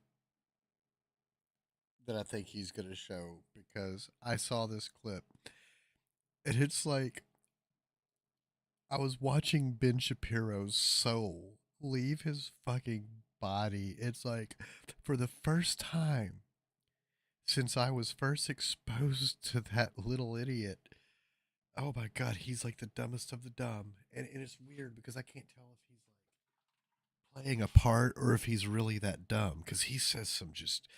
Because sometimes I just feel like he's someone who worked himself into a shoot, started believing his own bullshit, thinks that because he twitches his head and talks, like blurts out these really fast, that makes him smart, but he's not. And like people assumed he was smart because he talks and acts that way. It's like, oh, he's a nerdy dork, he must be smart. But no, like I was watching this clip from there. Someone had posted on one of the social media sites. I think it was Threads or Facebook, one of the two. But it was so funny because, like, for the first time since I first saw Ben Shapiro, he looked like he was possibly rethinking his career choices and life choices. Like he was possibly thinking of retiring, maybe. Well, here's what he sounded like in all of the interviews that he did do. Oh boy. We got some highlights. Here we go. Okay. This is not a precedent. She's answering questions in the most basic way and getting killed over it. And every time she does an interview, she sounds like a child. She sounds like a person with a very low IQ. Actually, now that you're mentioning it, I think they should do a double 25th Amendment. Just get them both out. Who's third online? The name fake news, I was very proud of it, but now it just isn't strong enough. It is just so corrupt. And I call it corrupt news. You know, now a murderer, I believe this, it's in their genes. And we got a lot of bad genes in our country right now. They are illegal immigrants as far as I'm concerned. But you don't tax the rich. How will you restore faith in our justice system? A lot of people will say, well, he's just going to do to them what they did to him and get back at them. And a lot of people say that's what should happen. You want to know the truth. I have a hard time doing it to them because I'm basically a truthful person. But and frankly, frankly, they all laughed at him. The laughing when he says I'm basically a truthful person. Basically, it's Donald Trump. He's basically a truthful person. Basically, I mean, I love when Laura, and she was sort of trying to like hand him a softball there. Yeah. I mean, it was a warped, messed up softball. Or when the times when Sean Hannity tries to like help him out, and it's like he just can't even handle the easy tee up. That was one of 3 times she. Right. Oh my God, it is from so hard to my endure now good friend Jesse Waters interviewing we my one of my successors in the White House, Stephen Miller. Here's 5 reasons why buying a costume from us is very different. Number 1. We're getting a lot of texts from women about Miller and his appearances and his appearance. Our audience at primetime believes you're some sort of sexual matador. What do you have to say for yourself?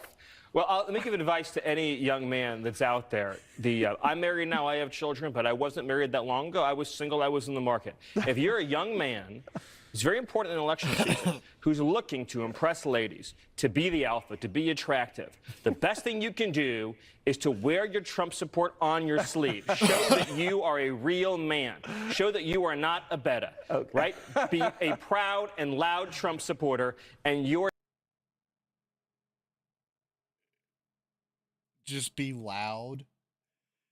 Just be loud. The viewers are seeing the three of us together. I see that there's tears in your eyes. There are no tears in my eyes. What's going on? There's a slight sense of exasperation. Piers Morgan was driven absolutely mad during one of his ridiculous debates. So I've been having a bit of a moral quandary about covering Piers Morgan, and I'll get to more on that later.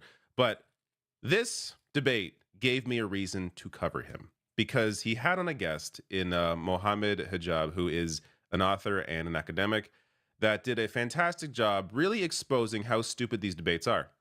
So I'm going to get to a few clips here, and it starts with Mohammed Hijab criticizing the other guest that Piers Morgan has on, which is Alan Dershowitz. Now, quickly here on Alan Dershowitz, in case you're not familiar with Mr. Alan Dershowitz, here are just some recent headlines worth being aware of.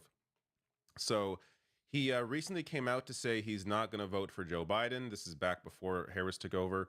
And his reason is because of Biden's Israel policies.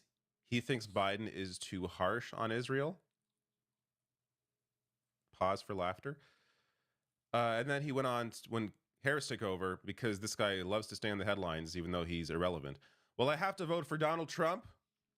Now saying, oh, I can't vote for Harris now, because she's too strict on Israel.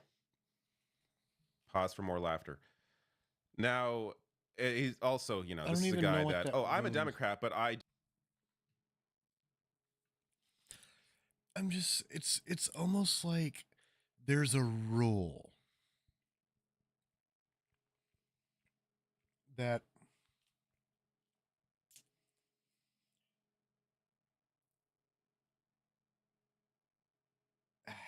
it's not even like a rule, it's like a cult thing, honestly. Anytime someone says Israel, there has to be someone there. Just like rising anti-Semitism, too harsh on Israel.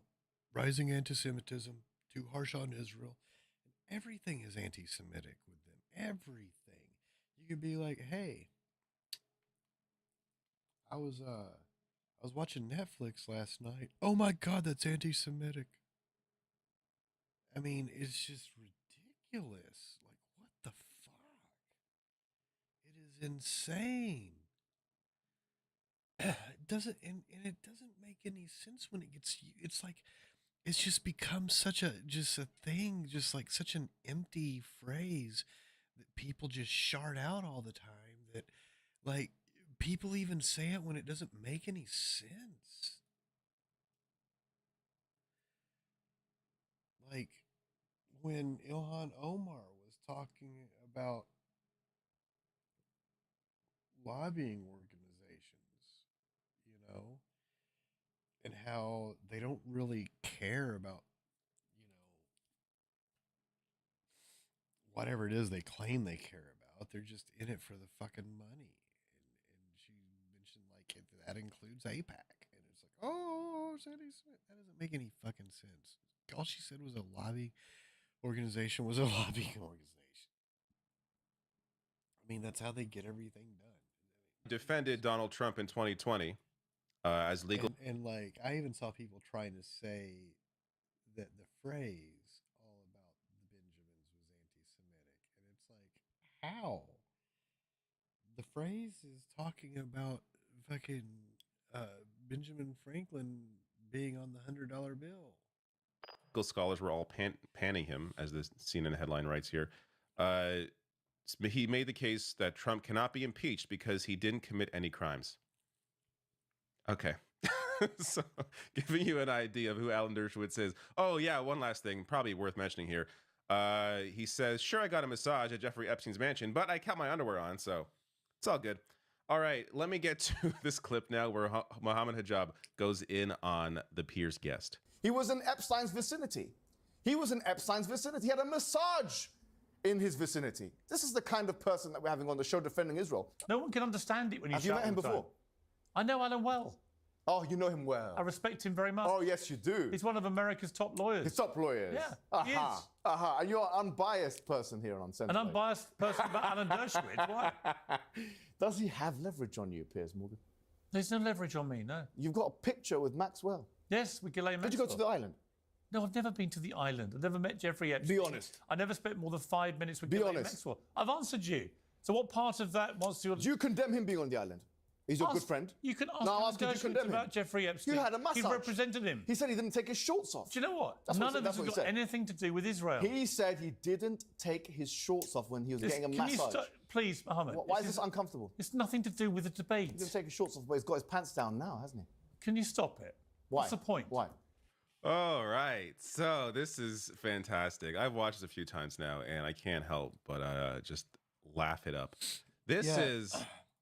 And it's deserved. It's deserved.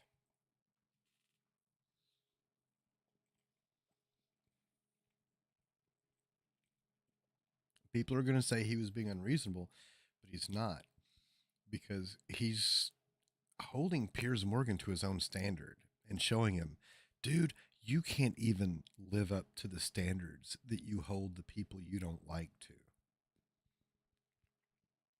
Because he has so many times tried to point fingers at other people who have been in Epstein's circle or Ghislaine Maxwell's circle or affiliated with any of that or the plane or anything, right? But anytime someone points out, well, you like Trump, and Trump spent tons of time with Epstein, and he'll defend it. He'll disregard. Well, just because he was around, I mean, he himself said that he did not participate in any of that, and he stopped talking to Epstein after, you know, and it's just, he has defended it, and now he's doing this with dirt. He's like refusing to even engage that point. And all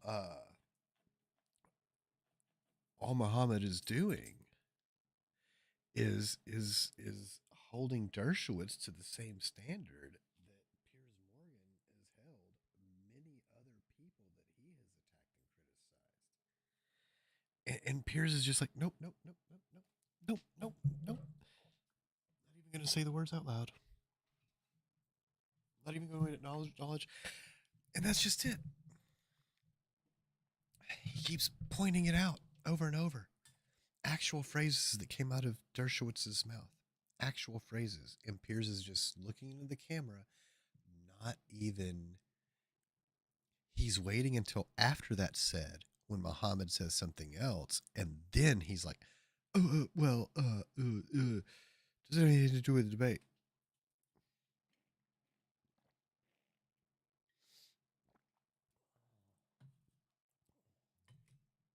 It's just so skeezy. He won't even acknowledge it. Helping to expose the kinds of people that as Piers Morgan tweeted out himself, saying, to everyone gleefully sending me this photo, I met Maxwell at a book launch in New York in 2013. We spoke for 5 minutes about her father, Bob, who once owned the Daily Mirror. She seems nice. Obviously, she's a monster. Sadly, I'm not a psychic. Hope this helps. So that's the explanation he has behind that image. Now, before I get to the next clip from this discussion here, it's important to show you this clip.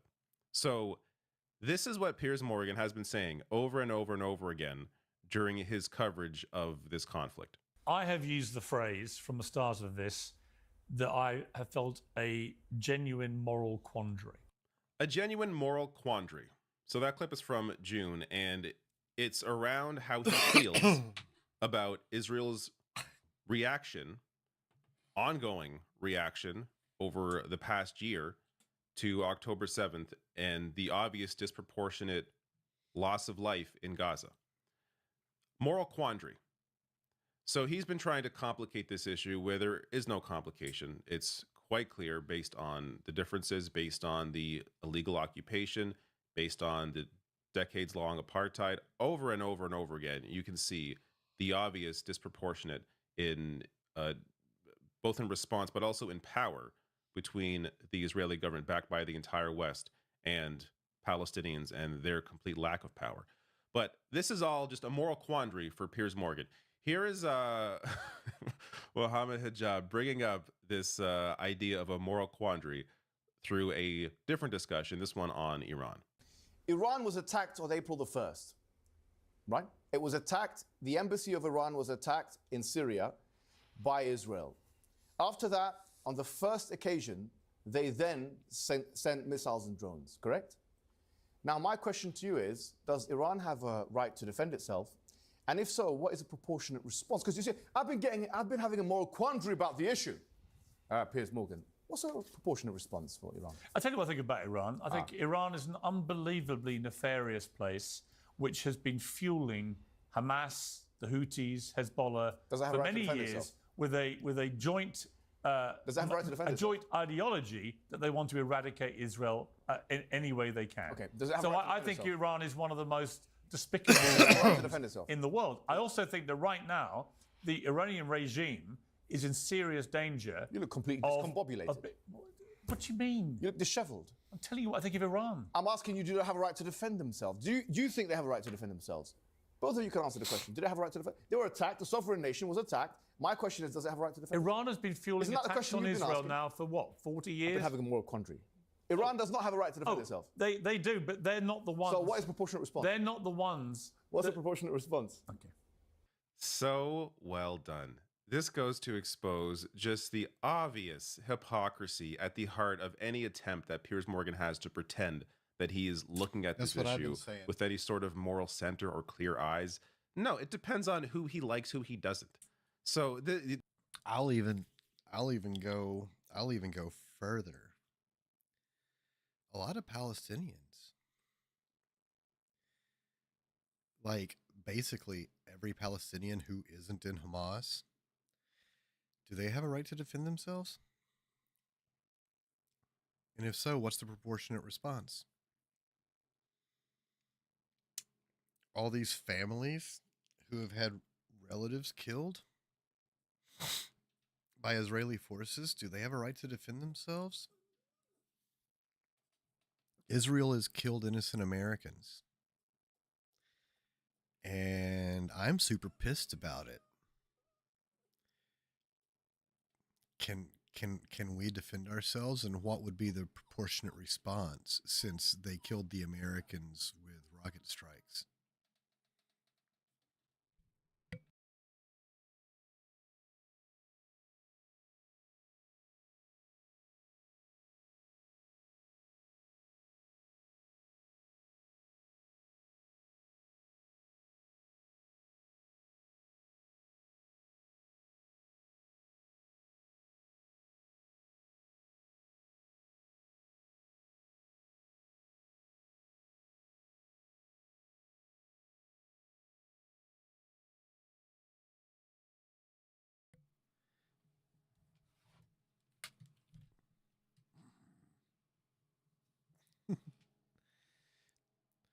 So yeah. When does everyone get to defend themselves against Israel? How many innocent people does Israel get to kill before people can start defending themselves against it? And when they do, what's the proportionate response?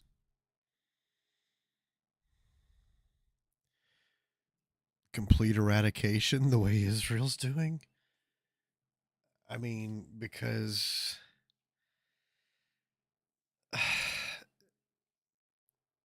I I'm not going to pretend that they're not murdering people who don't deserve to be murdered. I'm not going to pretend that they haven't been racist as fuck for a very long time. There's documented evidence of it. I'm not going to pretend that they haven't been calling for genocide, because they have. And you can tell in the propaganda that swirls around it all, because the propaganda is always, well, it's always centered around that premise. Well, look at them. They're surrounded by Muslims. So, don't be a dick and things should be okay. I mean,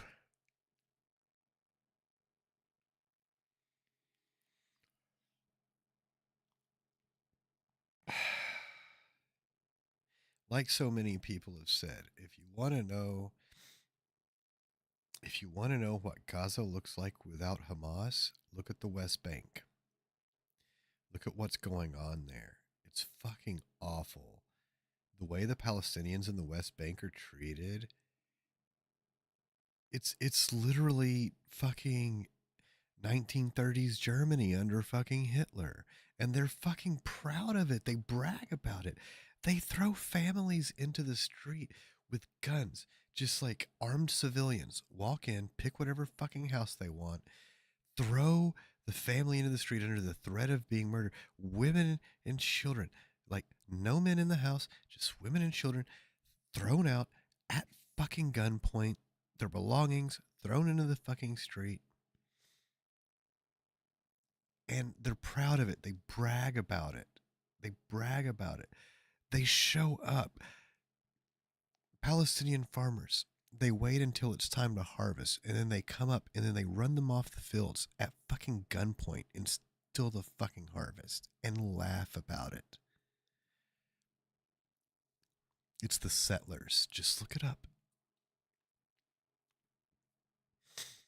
And the thing is like every male I've seen participating in this had all of the trademark like Jewish features, including the yarmulke. So I've heard of them called Israeli settlers, but it looks to me like they're all Jewish people specifically. I haven't seen any males participating that didn't have all the religious garb going. I don't know about the women who speak about it. I don't know what you're supposed to look for that, but I do know that, you know, they do have the Israeli accents when they speak, and they're proud. They're open. They call Palestinians dogs and animals and vermin. They openly say they're less than human. It's this this moral quandary that Piers Morgan has over the immense loss of life in Gaza, yet doesn't apply in other situations when other. Oh, well, that's not all of them. Well, that's the problem. See, some of the people involved in this program are also involved with the fucking government and shit. They've like risen up in power and shit, and they're like running on these politics and yeah, it's not all of them, but fucking no one is stopping them or even lifting a finger to stop them either. And it's well known. This activity is well known, and no one in that country is lifting a finger to stop it.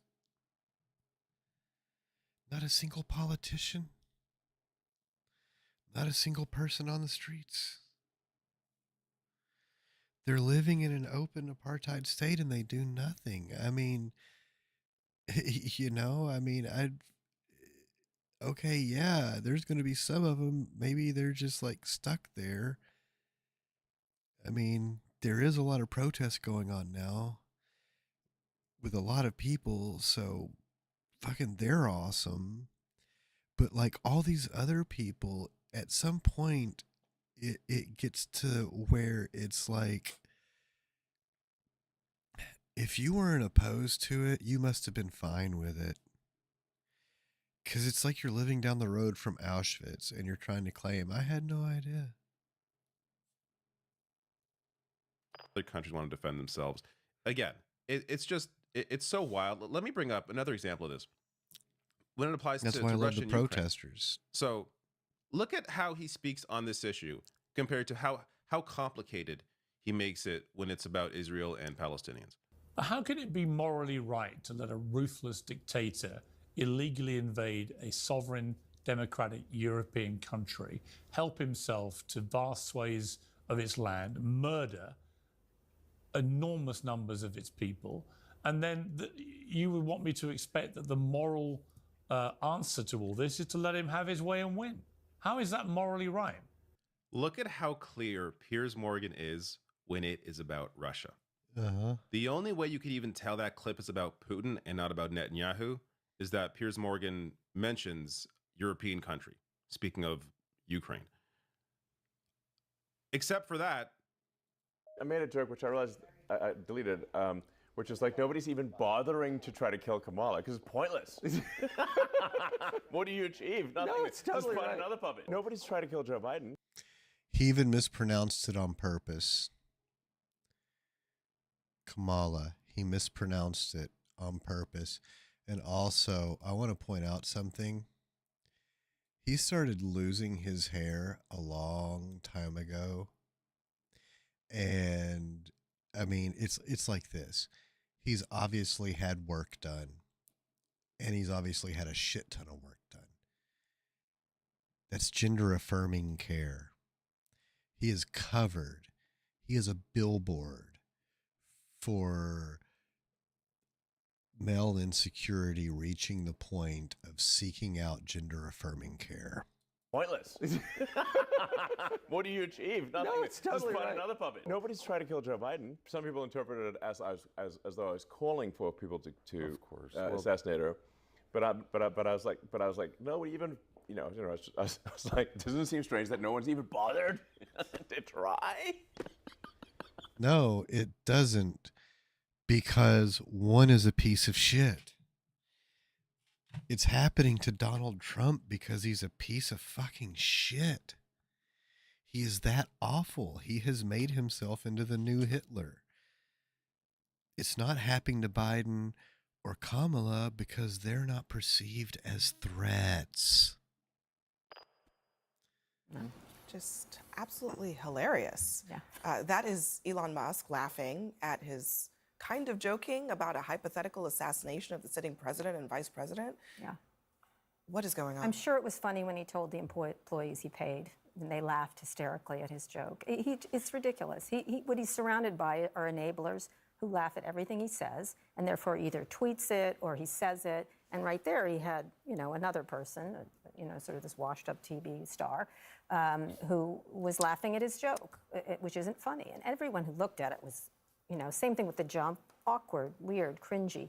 And so he just doesn't have people around him to say anymore. Anyone who was like that has been cut out of his life, and everyone claps when he says Same thing with now Trump. Suddenly, I mean, he's kind of at the center of the universe of the political conservative universe. He was at the Butler rally, I think, which is what Kara was talking about, with Trump on Saturday, jumping up and down, bizarrely. Taking attention from Trump.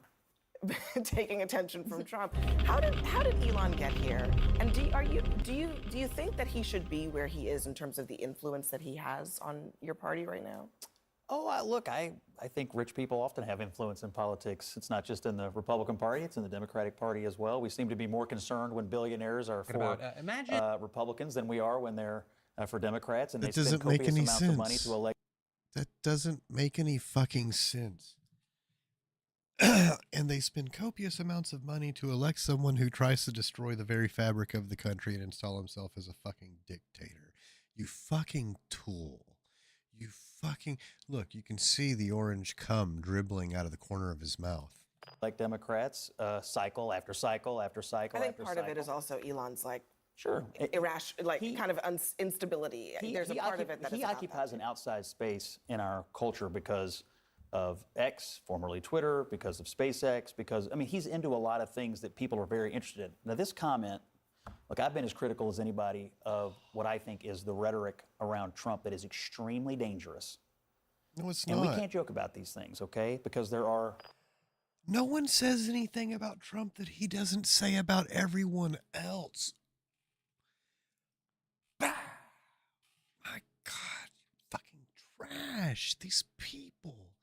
I fucking hate them. They are scum. Crazy people in this world who hear these things, and, you know, I think they take it seriously. And so if we're gonna, look, my view is, if we're gonna be upset, and I am unhappy about the rhetoric around Trump, I don't want any of this anywhere near Kamala Harris either, because I think all these people deserve our protection from this kind of rhetoric. This would be the perfect time to hit him with, what dangerous rhetoric are you talking about? Like, do you mean like poisoning the blood of America, a threat to democracy, enemy of the people, destroying the fabric of our country, you know, everything I just said was a Donald Trump quote.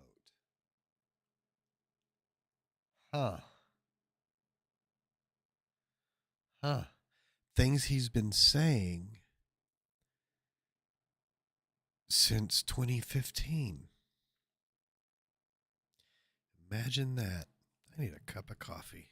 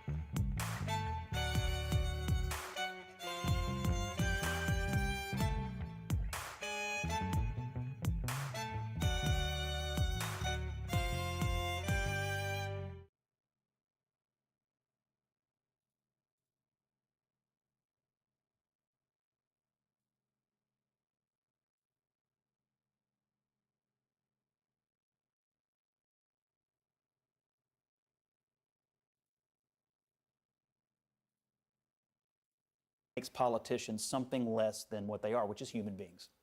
Daily dive into the news. We have a lot to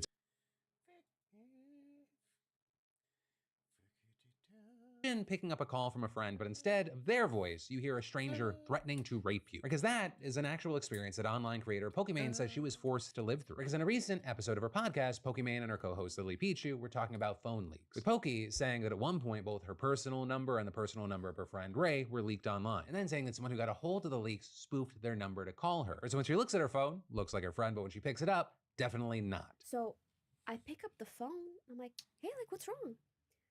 And I hear this deep, weird voice go, Pokimane, I'm coming to rape you right now. And the thing is, this is just her most recent story around stuff like this. Right back in September, she shared another story of a stranger calling her, saying one night she got a weird text from an unknown number. She ignored it. 2 days later, she gets a phone call from an angry wife because, as it turns out, that weird message Poki received, it was from a married man. Right? So she says that this woman just laid into her, and she's also insinuated she's gotten even more phone calls like these. She just starts going off.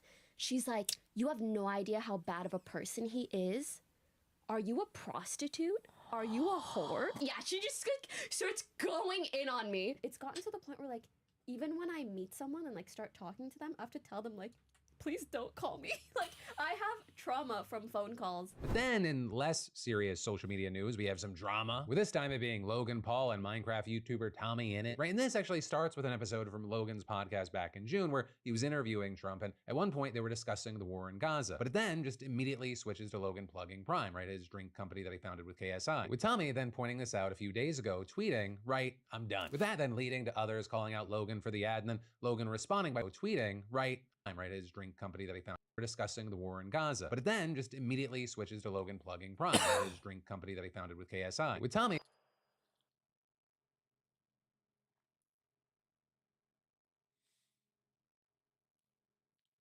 then pointing this out a few days ago, tweeting, right, I'm done. With that then leading to others calling out Logan for the ad, and then Logan responding by posting screenshots of text messages Tommy sent him a year ago, where he out Logan. Tommy then pointing and just immediately back in June where he was interviewing Trump, and at one point they were discussing the war in Gaza. But it then just immediately switches to Logan plugging Prime, right, his drink company that he founded with KSI. With Tommy then pointing this out a few days ago, tweeting, right, I'm done. With that then leading to others calling out Logan for the ad.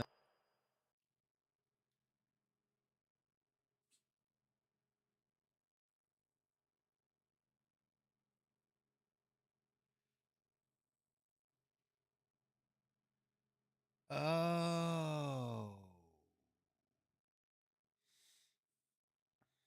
Okay, I see.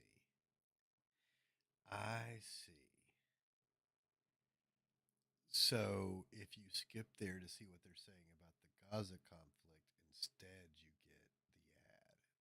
Okay. And then Logan responding by posting screenshots of text messages Tommy sent him a year ago, where he appeared to be offering support for Logan's boxing match with Dylan Dennis, which then resulted in a lot of people jumping into the replies on that one and ripping Logan apart, saying things like, dude, these are from a year ago. What does this prove? Right. As well as the fact that he had to go back a year to find anything is wild, bro. He's trying so hard. But then it also doesn't stop there, What does because that have yesterday to do Tommy with- responded to the leak messages by saying, if the same week I had a daughter I also lost to a beef with Tommy in it, I would kill myself. Which then prompted Logan to leak even more old private messages of Tommy reaching out to him, trying to hang out or chat, and saying, Tommy is lashing out because I've been neglecting him. Sorry I didn't chill with you, buddy. Which Tommy replied, why do you keep posting private messages of me So being kind weird. to you? Are you stupid? Right? And many have dogpiled even more on Logan for sharing even more private messages, which mostly just feature him blowing off Tommy at every opportunity. All of this then leading to Tommy posting a video today where he took some jabs at Mr. Beast, Logan Paul, and KSI, or where he noted that he was inspired by these creators offering products to their young audience, Feastables, Prime, now Lunchly, and with that, launching Vapely to his audience, which, just to be clear, is not a thing. It just links to a Rickroll. And this is over on X. He posted what appears to be a screenshot of a text from Logan Paul that says, call me back. I think we should handle this like adults. And Tommy captioning that, you man-child, leave me alone. So yeah, drama, drama, drama. But then taking a 60-second breather That's so from the news, you know, perfect. we all know that is weather so doesn't care about your... perfect. Yeah, because I'll tell you what's happening. I'll tell you what's happening. It's funny that he calls his show impulsive, because that's what makes him his own worst enemy, is that he is too impulsive and compulsive. He has this impulsive / compulsive need in reaction to everything. Like, he gets that criticism, so look at what he did. He does all this dumb shit where he's trying to win the beef, but he's making himself look foolish, and even more foolish in the process than he already is. And he knows that that's going to keep him off WWE TV for a while if he's wanting to get back on there. Because, I mean, I don't know how he feels about WWE if he wants to continue wrestling or not, because I don't pay any fucking attention to him. So I don't know if he wants to continue wrestling or not, but I do know that if he keeps being controversial in social media like that, especially in the sense of just like what the dude said, you're posting your old screenshots of me being nice to you. Are you stupid? I mean,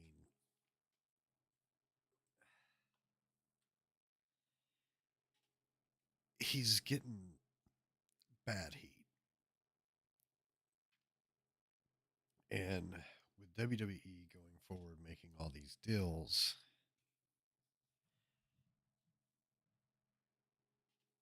these new deals, network deals and everything, like Triple H and the board, but especially Triple H, will be hesitant to move forward with anything with Logan Paul, because he won't want to do anything at all to endanger any future deals.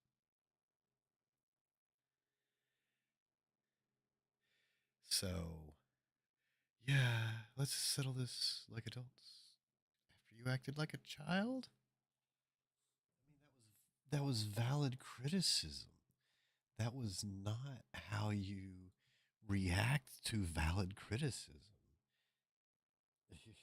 Schedule. But with Vessi, you don't have to worry. Right? Their waterproof technology keeps your feet dry, even when splashing through puddles. And thanks to our fantastic sponsor, Vessi, your size. But then, FTX was one of the biggest frauds in history. But in a twist, they're now being praised by the legal system for being a, quote, model case for how to deal with a very complex Chapter 11 bankruptcy proceeding. Right? And that because its proposal to repay upwards of $16 billion to creditors and customers was just approved by the court. Right? Because to give you a short version refresher, FTX was a crypto exchange owned by Sam Bankman-Fried. And alongside that, he had a failing hedge fund called Alameda Research, with Bankman-Fried later being sentenced to 25 years in prison because he was using customer deposits at FTX to fund Alameda Research and lied to customers about it. And since then, U.S. courts have put new people in to lead FTX as it navigated the bankruptcy process. And so what this new deal means is that 98% of its customers, so anyone with 50 grand or less on the exchange, would be getting their money back. And on top of that, they'd be getting at least 118% of their accounts within 60% of the plan's start date. Right? And this entire thing was only possible because of a series of deals with both the U.S. government and creditors. Right? For example, federal regulators agreed to deprioritize their fees and penalties against FTX so that customers could get paid first. And all of this, I mean, it's standout. Deals like this are not common, because usually what we see in bankruptcy proceedings are the customers with deposits getting royally fucked. Also, it's not just customers who are getting some relief. FTX is also trying to make a deal with the U.S. government over $1 billion it seized from Bankman-Fried. And if that's successful, upwards of $230 million of that will be used to pay shareholders back at least some of what they gave the company. Now, with all this, one still fucked to some degree. But then we've got to talk about this Mission Impossible style heist/plan to kill in-laws news. Right, so let me set the stage. This is the Tom Cruise of the story, 53-year-old Thomas Kwan. Right, and he is, or was, a doctor in England who was really looking forward to inheriting his mother's home in Newcastle. Thing is, though, she revised her will so that her partner, 72-year-old Patrick O'Hara, would actually be the one to get the house before Thomas did, assuming that she died before him. So Thomas, he did the logical thing. He devised an elaborate plan to make sure Patrick died first. And here's how police said he did it. First, he forged fake medical letters telling Patrick that he was eligible for an at-home COVID vaccine. Then, after this old man accepted, Thomas checked into a hotel under a false name, drove to the home in a car with fake license plates and showed up in disguise. Which you can see in part here, right? He had a wig and fake facial hair. He also had protective clothing, a face mask, and tinted glasses. And impressively enough, he remained there without blowing his cover for a full 45 minutes, even using a fake voice. Though, reportedly, Patrick did get a little suspicious after his partner commented about how the nurse was the same height as her son. What ended up happening is Thomas conducted a fake medical questionnaire, he took Patrick's blood pressure, and then injected his arm with the vaccine. Except it definitely wasn't the vaccine. In fact, we still don't know what the hell was in that needle. But we know that it wasn't anything good because Patrick immediately complained about pain in his arm, which then prompted Thomas to reassure him, hey, things are gonna be fine, and then very quickly leaving the property. With then Patrick's injection site only getting worse and worse, developing burns and blisters. Right, so he goes to the hospital and doctors diagnose him with a fast-moving, life-threatening flesh-eating disease known as necrotizing fasciitis, which then required weeks of intensive care, doctors cutting flesh from his arm to combat the disease, leaving him with life-changing injuries. But thankfully, he ended up surviving, and he showed hospital staff the fake letters that Thomas had sent him, prompting police to get on the case. And after some investigating, they arrived at Thomas's front door, where they found totally normal stuff that any law-abiding citizen would have. You know, a poisoner's handbook, guidance for murder investigations, as well as files on deadly poisons and poisons to use when evading detection. Now with this, in court, he initially claimed that he was trying to give Patrick, So quote, he went- no more than mild pain and discomfort. But yesterday, he ended up pleading guilty to attempted murder and some other crimes, so he's set to be sentenced later this month. And then Google just got kicked in the balls. Or with the news we're now seeing marking the climax of Epic Games' lawsuit accusing Google of monopolizing the Android App Store market. An accusation which notably the jury found persuasive last December. But then the only question left being, well, what is the judge gonna do to crack open this monopoly? And well, we finally have our answer, because the judge just told Google what it can and can't do for the next 3 years, starting with what it can do. First, the company must distribute rival third-party app stores within Google Play. Second, it must give those rivals access to the full catalog of Google Play apps unless developers opt out individually. Third, it must let Android developers inform users about alternatives to Google's payment system. Fourth, it must let developers link to ways to download their apps outside of the Play Store. And fifth, it must let developers set their own prices for apps irrespective of Play billing. And then there's all the things that Google can't do. First there, it can't require apps in the Google Play Store to use its payment system. Second, it can't share app revenue with any person or entity that distributes Android apps or plans to launch an app store or app platform. Third, it can't offer developers money or perks to launch their apps on the Play Store exclusively or first. Fourth, it can't offer developers money or perks not to launch their apps on rival stores. Fifth, it can't offer device makers or carriers money or perks to pre-install the Play Store. And sixth, it can't offer device makers or carriers money or perks not to pre-install rival stores. And while all of that is set to take effect in November, possibly not if Google has anything to say about it, because the company reportedly plans to appeal the verdict underlying these orders, which could get paused pending that appeal. But also, last week, Epic Games filed another antitrust lawsuit against Google as well as Samsung for allegedly conspiring to make it hard for users to download third-party app stores. And this is Google's also still facing lawsuits from the DOJ over its alleged monopoly of search engine and app.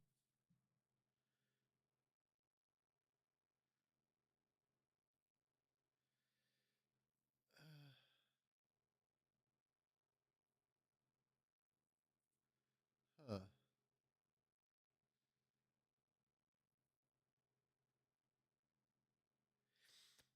It's interesting.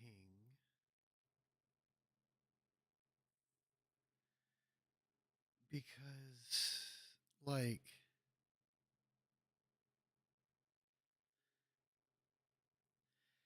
Apple has a bunch of proprietary stuff. Like, for example, I got this thing for like free iTunes for however long. And it ended up being useless to me for what I would have used it for, because I've got an Android phone and it just, I don't know. And I just assumed, I mean, because like when I went to the site, it said not supported. And I was like, well, that sucks because I can use it on my desktop PC. And it's definitely not an Apple device. advertising technology. And so while this news is huge, it is not final. And I mean, we've got a lot more to see in the coming years. And then Elon Musk's ex just tried to white knight for Donald Trump at the Supreme Court and lost. I'll explain, right? X has been fighting a battle on behalf of former President Donald Trump against special counsel Jack Smith over a search warrant to grab Trump's presidential era DMs. With X initially trying to say no, but then they were fined $350,000 and eventually handed them over. But the biggest issue they had was that Smith's team also included an order that barred X from letting Trump know that they complied with this warrant. And they argued that this violated X's free speech rights and also prevented Trump from even claiming that the contents of the DMs were privileged. Because normally Trump could try to claim executive privilege over the communications, but if he didn't know the records were being sought, then X argued it was effectively a workaround for prosecutors. Right? And they tried to make the analogy that it would let prosecutors get things like patient information from doctors, although the difference there is that X is under no obligation to protect Trump's privilege, unlike a doctor and patient. Instead, their alternative was for the special counsel to appoint a representative who could look over the DMs and determine what would be privileged or not, which is how it works with the official documents under the Presidential Records Act. Right? And X's lawyers also made it seem like they were doing this for you get an official person, legal person, who looks over and is like, well,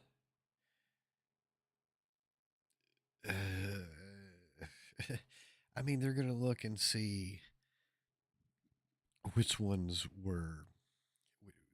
fall under the presidential thing. But I mean, they're going to be like, no, these are just personal DMs. And these are business DMs. And then so they would redact all the presidential DMs, the ones that were official business. They would redact all those. And then Jack would only get access to the ones that were deemed non-official or just private shooting the shit.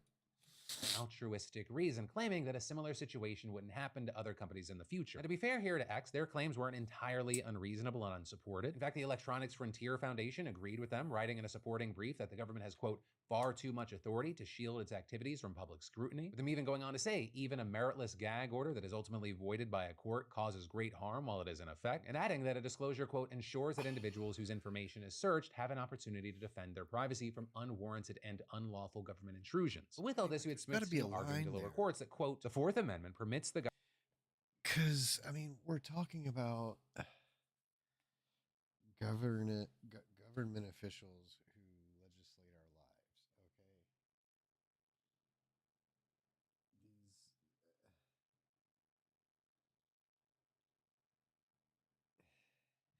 There has to be a higher standard. You know, they can't. That's why we have so much corruption right now, is because there is just so much bullshit that these people can hide behind. They have more protection than the average citizen when that should be the opposite.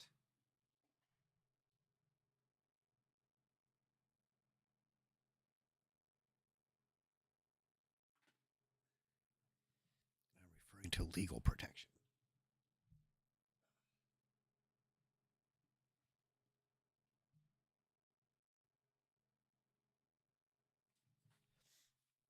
There's no logical reason that the president should be able to hide behind more legal bullshit than the average citizen. There's no reason for that. Government to obtain a warrant to search property belonging to an innocent third party as long as the warrant is supported by probable cause that, quote, evidence of a crime will be found. And in the end, multiple DC and DC circuit courts agreed with him, not to mention that the Supreme Court declined to hear about it. Right? And one thing that definitely hurt X here is that Trump isn't claiming executive privilege on the DM. So seemingly X is trying to fight a fight that he's not even interested in, which Smith's team pointed out, writing, no executive privilege issue actually existed in this case. If review of the underlying legal issues were ever warranted, the court should await a live case in which the issues are concretely presented. But then, to step away from the news for a second, you know, a healthy metabolism is flexible. I mean,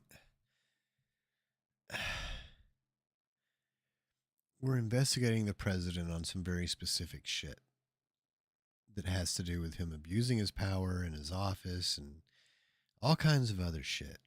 So at some point, hiding behind legal bullshit should be considered just that, bullshit.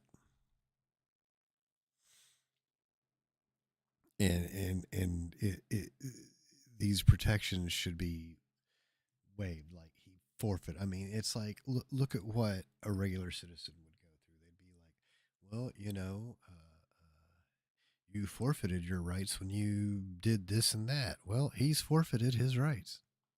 And thanks to Lumen for sponsoring the show. But then, so you already know that the 2024 presidential election is arguably one of the most consequential ones in American history. But for some people, like, it is on a completely different level, right? It is good versus evil. It is light versus dark. It is God versus Satan. And that brings me to the topic of today's deep dive, an organization by the name of Ziklag. With that name unsurprisingly coming from the Bible, and the people in this group reportedly believe that they are in a spiritual battle and locked in a terrible conflict with the powers of darkness. This group reportedly believe that they are of Ziklag. With that name So on that day, she gave him Ziklag, and it has belonged to the kings of Judah ever since.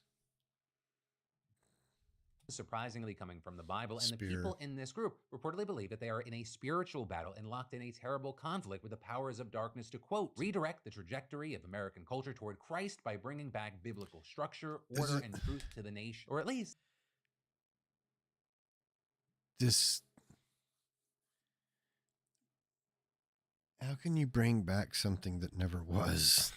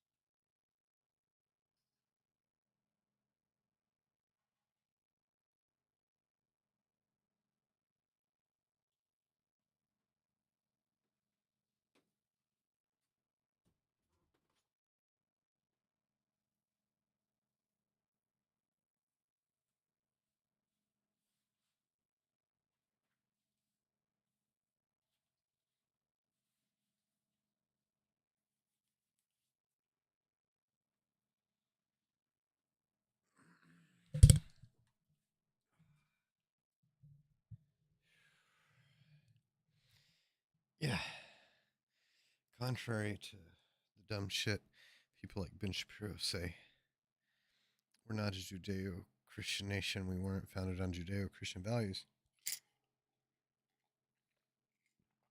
I'm going to try to explain it the way my favorite history teacher explained it. Because he liked to do super simplified versions of stuff. Here's the version anyone can understand. But he said, essentially, so the Constitution wasn't founded on things so much as it was founded against things. Because that was like the whole point. Was their main number one thing that they knew for a fact was they could no longer, they couldn't keep doing things with the monarchy, royalty.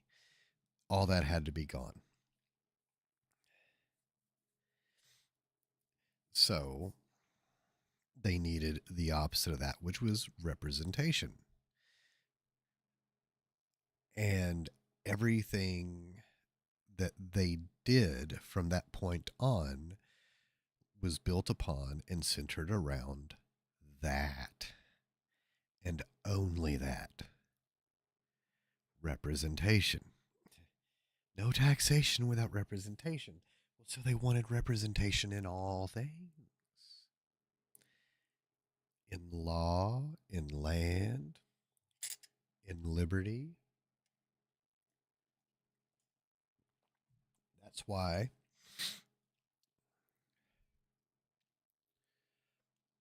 well, it's founded on democracy. Well, really, it's founded against monarchy.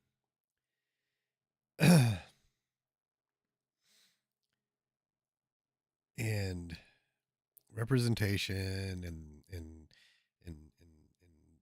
the being a democratic republic, you know, like all that stuff put together because they were looking back through all the forms of governance throughout history, figuring out, you know, well, how best do we achieve what we want, which is, you know, big thing to go against monarchy is, well, anyone can be an elected official, including the president. Anyone, even the lowliest plowhand, can rise up and one day serve a term as president. And back then, they didn't even have term limits. They hadn't even hammered that part out. But the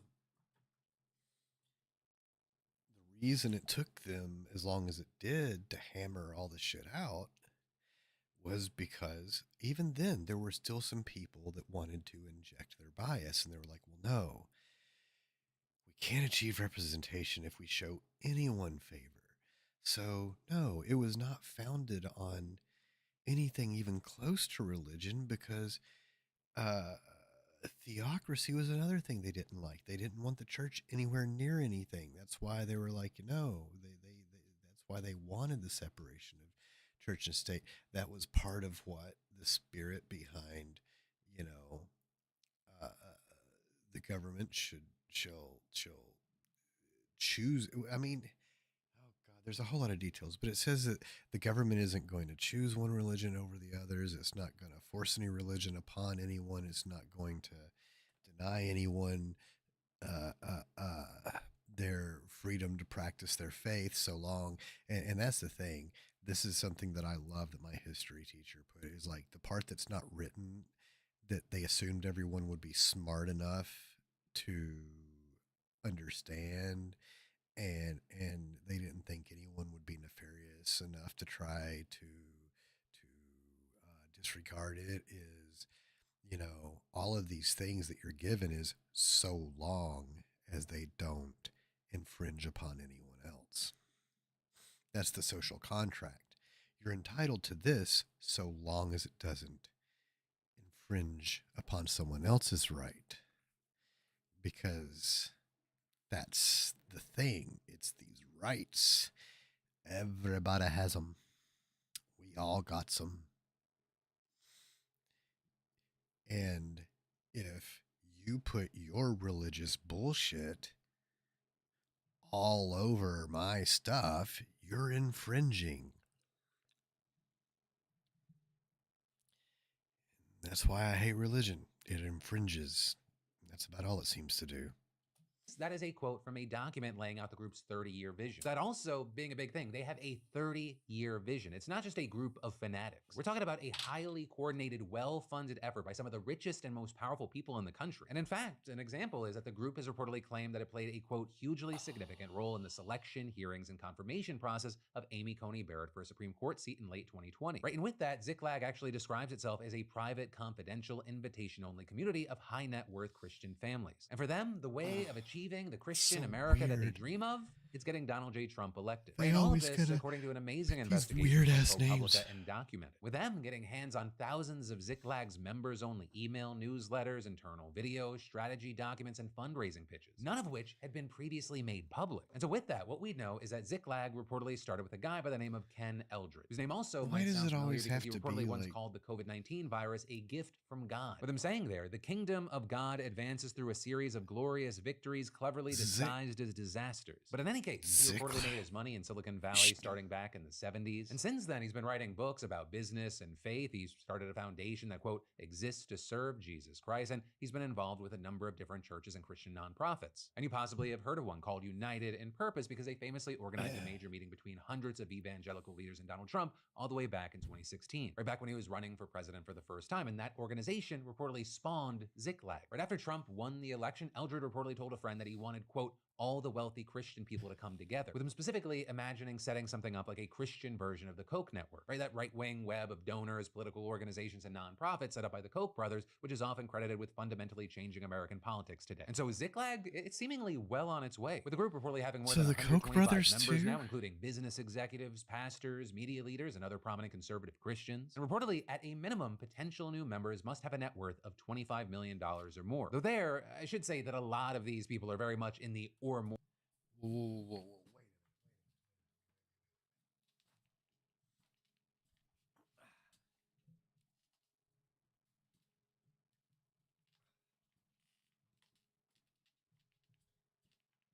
Wait. Let me get this right.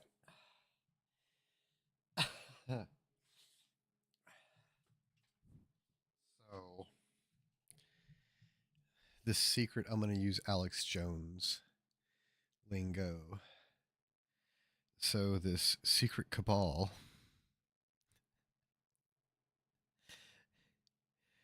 centered around wealth and religion.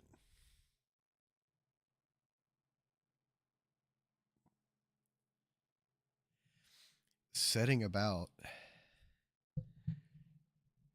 I mean, you know, you form a secret organization of wealthy, powerful, religious people. That's another one of the like founding things is actual religion requirements. You've got got to be wealthy and powerful and religious, and you're gonna form this group of these wealthy, powerful, religious people so that you can control the country / the world.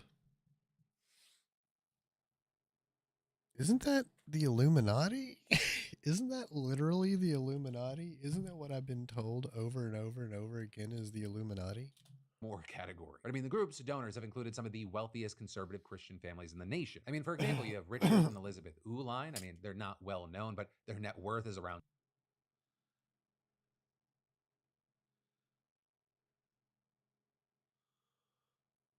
Is that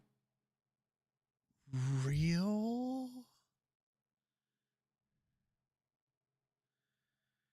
Is that she's scaring me?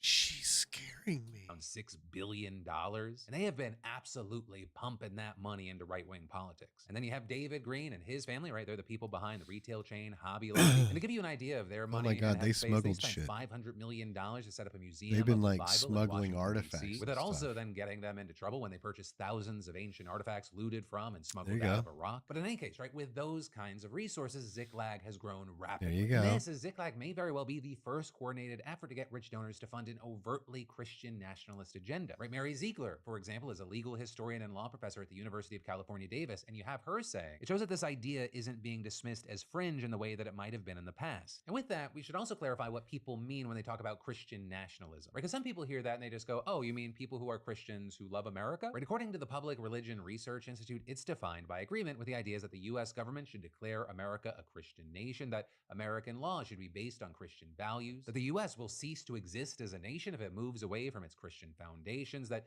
being Christian is essential to being American, and that God has called Christians to exercise. What did I say about MAGA a little while ago? Did I not sit here and say, well, if you don't check all their boxes, if you don't look like them, pray like them, all those things, if you're not one of them, they don't see you as American. And if you're not white, they don't see you as people.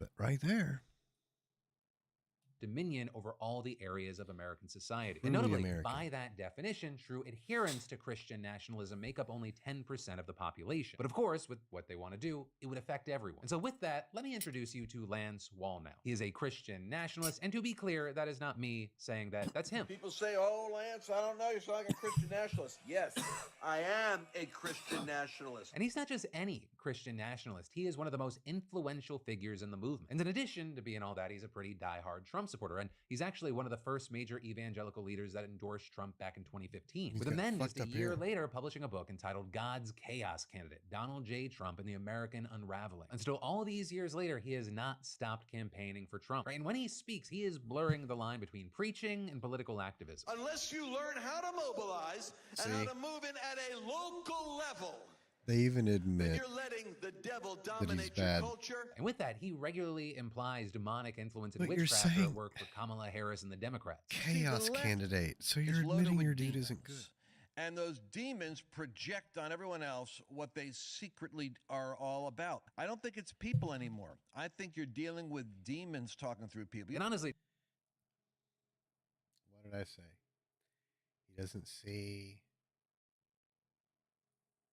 I mean, you're not people.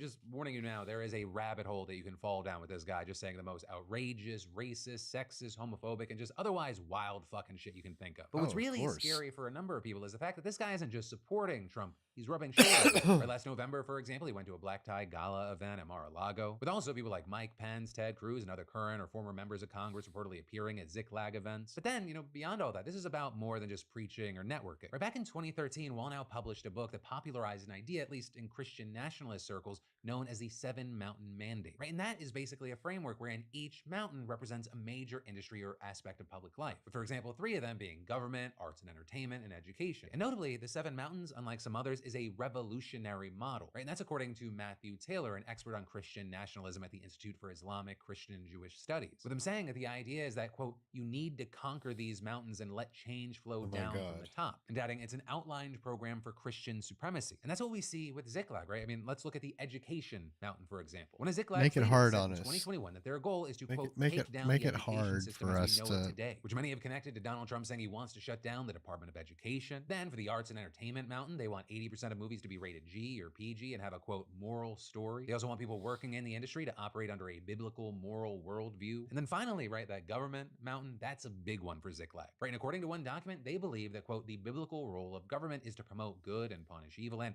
that, quote, the word of God and prayer play a significant role in policy decisions. And with all that, heading into this year, the organization's executive director reportedly warned members about an evil force manifesting itself above and beyond the mountains, or with him saying that this presence was concentrated in the government mountains. So therefore, he claimed that saving the country from the powers of darkness meant focusing the group's energy on conquering the government mountain. And to do that, the plan reportedly involves handing out millions of dollars to various groups working to shift the 2024 election in Trump's favor. And as one example, that includes the Alliance Defending Freedom, which may sound familiar because that's the Christian legal group that led the effort to overturn Roe v. Wade, but that also being considered by some to be an anti-LGBTQ hate group. But of course, again, that's just the tip of the iceberg. Oh, right? so According that's to where the the Ziklag we files, helped the group has divided its activities into 3 different operations targeting voters in swing states. Right? There's Operation Watchtower, and the aim of that one is to get voters fired up over the issues of parental rights and opposition to transgender rights. Then there's Operation Steeplechase, and that's all about using churches and pastors to get out the vote. And finally, there's Operation Checkmate, and that one's focused on the so-called election integrity movement. And there's reportedly 2 key objectives with this one. First, they're securing 10,640 additional unique votes in Arizona, with that notably being almost the exact margin of President Joe Biden's win there in 2020. And second, there's the goal of removing what they say is 1 million ineligible registrations and around 280,000 ineligible voters in Arizona, Nevada, Georgia, and Wisconsin. And to give you an idea of how they're pursuing those objectives, we now have to meet Cleta Mitchell. She is a lawyer and Donald Trump ally who joined the January 2021 phone call when Trump asked Georgia's Secretary of State to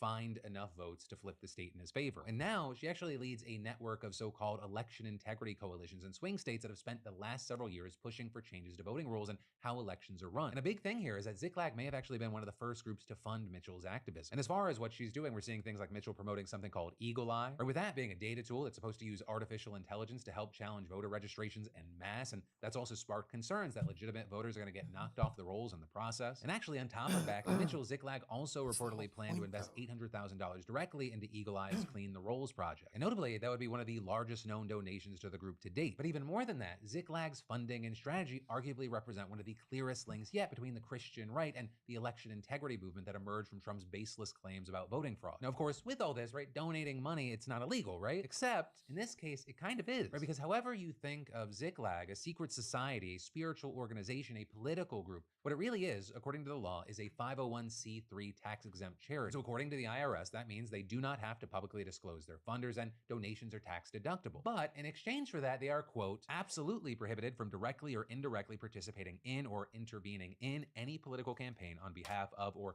in opposition to any candidate for elective public office. And so with that, nonpartisan lawyers and legal experts told ProPublica that Ziklag might be violating the law or at least pushing the envelope. For example, a professor at Catholic University's Columbus School of Law saying that the investigation casts serious doubts on this organization's status as a 501c3 organization, with also another professor, this one from Notre Dame, arguing it's across the line without a question. But in the meantime, the damage may have already been done, right? The lies and the hate that they've helped fuel, they're not going anywhere. And of course, the big thing is that Ziklag is just one of a dozen different entities that could move the needle on this election. But regardless, right, seeing this type of religious extremism anywhere near mainstream politics, I mean, for most of us, that's at the very least an alarming trend. And if you are not a fan of that, it's something that should light a fire under your ass. So here is your friendly reminder: go to vote.org or vote.gov, make sure you're registered. And if you're not registered, get registered to vote, then look into early voting, come up with a voting plan, and get out there and do something. Because remember, you, your friends, your family, whoever around you may not fuck with politics, but if you do not do something, politics will fuck with you. 30-year game plan, secret society kind of fuck with you. But that, my friends, is the end of your Tuesday evening, Wednesday morning dive into the news. For more news that you need to know this week that you might have missed, you can click or tap right here to watch that. Also, to snag this week's limited Mess with Politics tee or hoodie, I got you here, or top link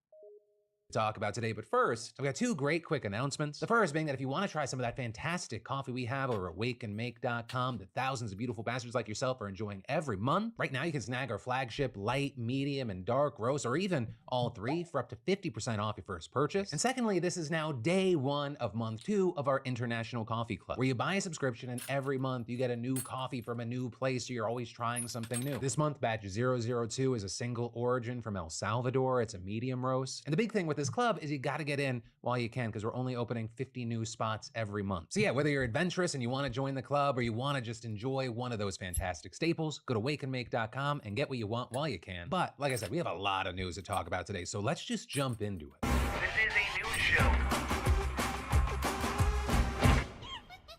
Oh my God. Piper Raquel's mom has reportedly settled the massive $22 million abuse lawsuit that was filed against her. And while the terms and the amount settled were not immediately made clear, this is huge, right? Because to give you background, Piper Raquel is a 17-year-old YouTuber, and her mother, Tiffany, was sued back in 2022 by 11 teenagers who were featured on Piper's channel. They were all part of Piper's so-called squad at one point, and they alleged that Tiffany inflicted emotional distress on them while she was producing content for Piper's channel, claiming that they sustained both physical and emotional injuries from harassment, molestation, and abuse. And some of these allegations are incredibly disturbing, with Tiffany being accused of making comments about children's genitalia, shouting graphic things at them, and telling them to be sexy and sexually aggressive on camera. She was also accused of inappropriately touching minors on their legs, thighs, and bottoms, and even selling her daughter's underwear to a man who liked to sniff it. And then on top of all that, some of the accusers also claimed they weren't paid for the use of their likeness to promote Piper's content, with us also seeing, following the allegations, YouTube demonetizing Piper's channel. But of course, all of this now bringing us to today, with the case reportedly settled, and the lead attorney telling the Daily Mail that he wants to commend the kids who took action, and adding, "They're smart and brave. What they went through was grotesque. I look forward to watching them thrive as young adults." With one of the plaintiffs also telling the outlet that the suit was, quote, "never about money," saying it was to make sure she couldn't do what she did to me to another kid. "My youth was stripped away at a very young age because of Tiffany Raquel." But for now, I'd love to know your thoughts on this situation, this settlement, and also, I guess, if you think that more should be coming, or your thoughts on if a settlement isn't enough accountability or punishment considering the accusations against her. And then, by the time that you're watching this, what's been described as the storm of the century is either about to hit the coast of Florida or it's already too late. Because Hurricane Milton is projected to make landfall late Wednesday night or early Thursday morning, by which time it's expected to have doubled in size, with winds, as I'm recording, hitting 160 miles per hour, and forecasters predicting storm surges of between 10 and 15 feet. Though this is by the time that it makes landfall, they say that it'll likely downgrade to a Category 4 with winds of around 130 miles per hour, which, to be clear, is still fucking insane. And that's just the hurricane. You have meteorologists warning that Milton could also bring several tornadoes from scattered thunderstorms that may be triggered across central and southern Florida. And so as of right now, you've got some 50 counties under an official state of emergency, as well as 11 counties home to nearly 6 million people under mandatory evacuation orders, which is why over the past few days, we've seen one of the largest evacuations in the state's history. I mean, you just look out there. It's one side of the interstate completely empty, the other completely clogged up. But this also, as it's impossible to know exactly how many residents have left, and we know from anecdotal accounts that some are hunkering down. With Manatee County Jail, for example, which holds around 1,200 inmates in a mandatory evacuation zone,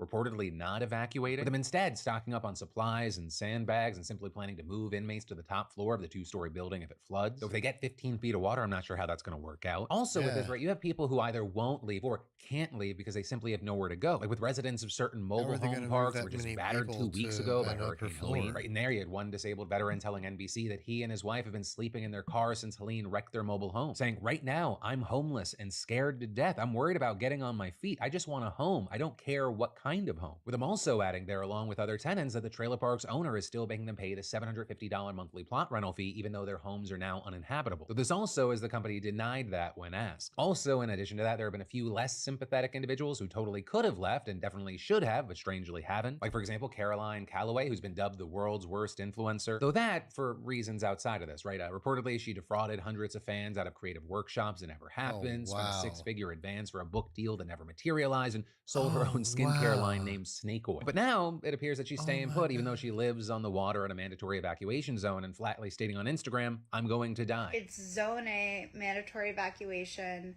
Listen, I didn't evacuate. I can't drive, first of all. Second of all, the airport is closed.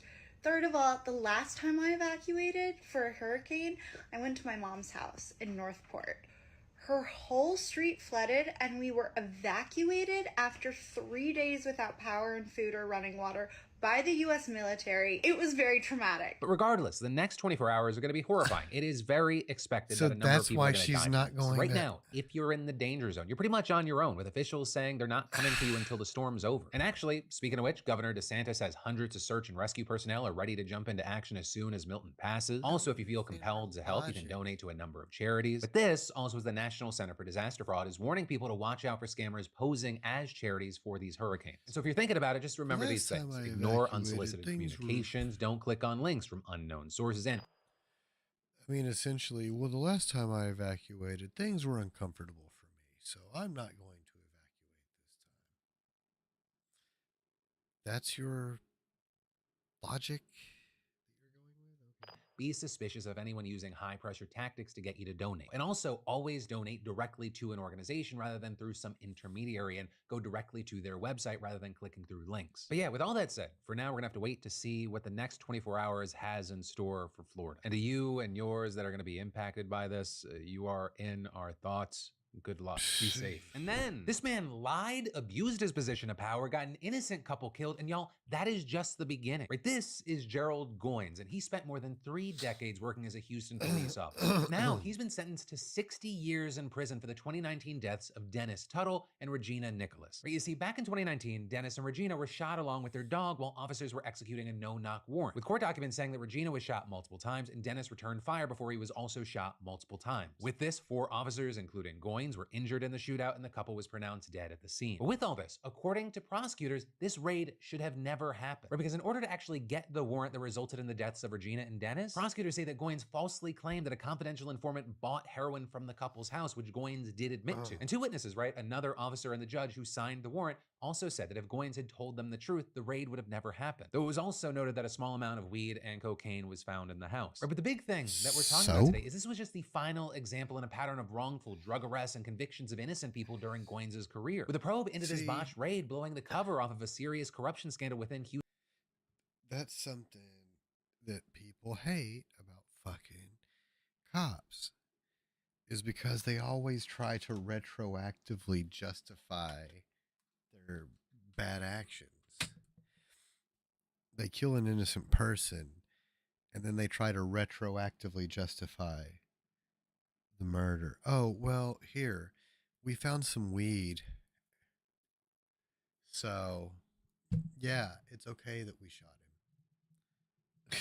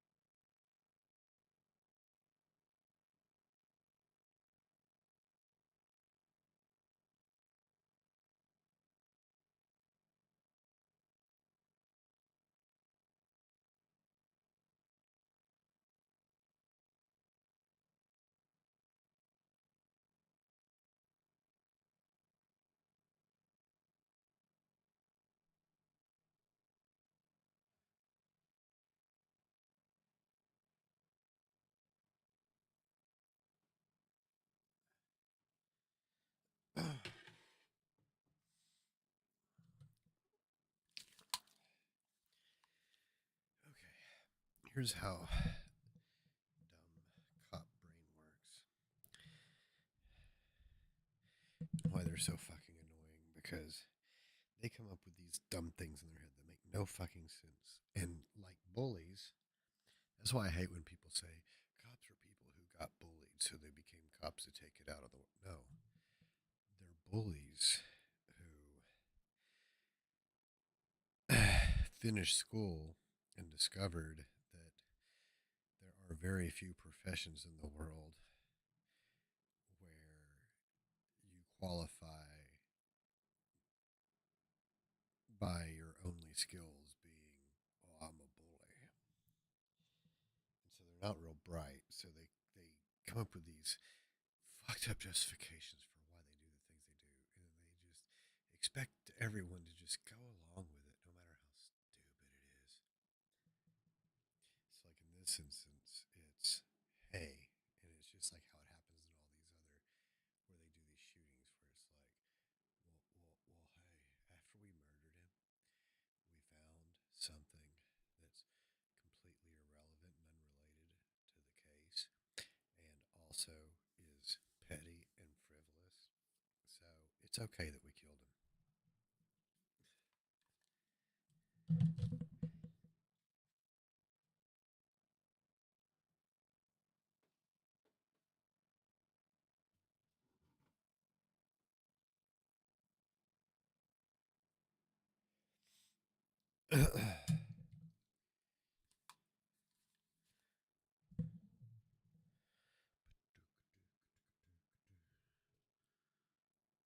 Houston PD's narcotics unit and with Goins specifically. Right? An audit of the narcotics unit found that often officers weren't thorough in their investigations and lacked supervision. They also made hundreds of errors in their cases, which led to a review of thousands of their cases, resulting in prosecutors dismissing a bunch of them. Goins' cases specifically had extensive issues, including failures to properly tag drugs and discrepancies with expenses. And according to the National Registry of Exonerations, 27 people who faced drug convictions in cases that Goins worked on were exonerated once his misconduct was revealed. And this is dozens of pending cases that he worked on were also dismissed following a review by the Harris County District Attorney's Office, with DA Kim Ogg saying, Gerald Goins has been a stain on the reputation of every honest cop in our community, a community that he terrorized through corruption worthy of the movie Training Day. And in his sentencing, prosecutors asked for a life sentence, while Goins' attorneys asked for a minimum sentence of 5 years, with him arguing that he dedicated his life to keeping drugs off the streets and saying, we still don't believe legally that he is guilty of the crime of felony murder, and we look forward to having the appellate courts review this. But notably, this is not the only case Goins is facing, right? He's also facing federal charges surrounding the botched drug raid involving violating constitutional rights, obstructing justice by falsifying records, and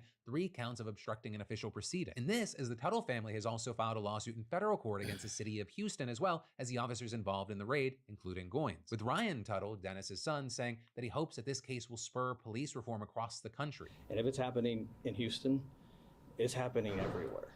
We have to set a precedence. We have to make sure this stops. But then, in some quick celeb, drama, online conversation news, we have Billie Eilish out there wishing we knew a little less about her. And it's got a number of people divided. You see, she just did this recent profile for Vogue where specifically she talked about her sexuality. In some of her more recent music, Billie has sung more about her sexuality, about liking girls, and all of this kind of following her accidentally coming out during an interview with Variety. And when that outlet followed up on that, she felt like they were outing her on the red carpet. So it was an immediately rocky start to discussing this part of her life publicly. And she just told Vogue that, quote, I wish no one knew anything about my sexuality or anything about my dating life. Ever, ever, ever. And I hope that they never will again. And I'm never talking about my sexuality ever again. And I'm never talking about who I'm dating ever again. And this, spawning some discussion and debate. Something that if she's going to be singing about girls, people are going to know. Right? If it's in her art, there's no way around people knowing. But this, as others argued, there's a huge difference between singing about your sexuality in a fun way and having to go into detail. That's the thing. Too many people are way too stupid. No. If she sings about her in a song, then we'll know. Okay. So, I write a song tomorrow called I Love Donald Trump. Oh, well, there's the evidence. We know he loves Donald Trump because it's right there in the song. Okay. Now I do a song about me getting into an orgy with a vampire, a werewolf, and a Bigfoot. Well, now we know he has orgies with vampires, werewolves, and Bigfoots. Because it's right there in the song. Okay, so then I do a song about how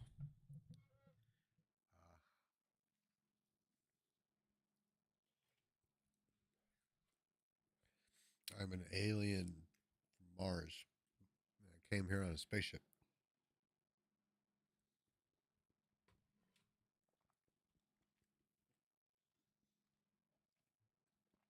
Well, we know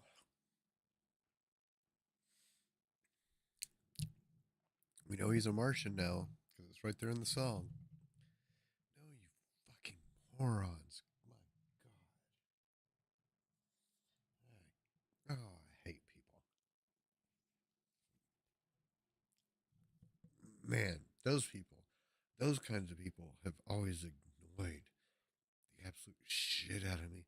But in this song here, he says a hubba hubba, and then she says a heat of hubba hubba. So that must mean, that doesn't mean anything. That means that somebody wrote some. Half the time, these motherfuckers ain't even writing their own lyrics. I hire songwriters. Tell about it in interviews on social media. There's times. This is when it gets really confusing. When someone does write their own lyrics, but then someone else comes in and polishes it, edits it.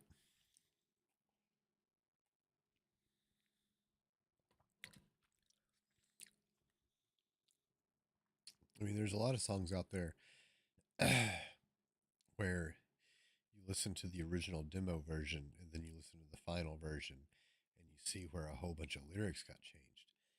And a lot of times it's because the person they hired to help them put the album together changed it to make it work better. Revealing your privacy to strangers. With some noting that in Billy's case, the internet has not always been friendly to her on this topic. Right, some saying when she showed her interest in women, she was called a queer baiter. When she came out, y'all invalidated her feelings because she didn't have much experience with women. And when she sings about her attraction for women, y'all call her predatory. I don't blame her at all. What fucking more do you want from this girl? As well as y'all have a discourse about this woman's sexuality every year on this app, and you have the guts to get mad when she's fucking tired of it. Right? And because that discourse has been so loud, it's not a surprise that elsewhere in the interview, Billy revealed that she's deleted all social media apps from her phone, adding that she feels like she's found a really good mixture of balancing her private life and public personal life by making sure I feel like myself and I'm not only being satisfied by the external validation. Or because for a while she said she only cared what others thought, and quote, if I was happy in my life, it was because people loved me on the internet. And if I was upset in my life, it was usually because people did. And so now, while she's not necessarily fully online, she feels like she's removed herself from some of the toxicity. Which I will say, as someone that gets a fraction of a fraction of a fraction of a fraction of a fraction of her attention, it really does feel like over the long term, the only way to maintain sanity is to pull away from social media, because there's no way you can ever actually control what people are going to say or think.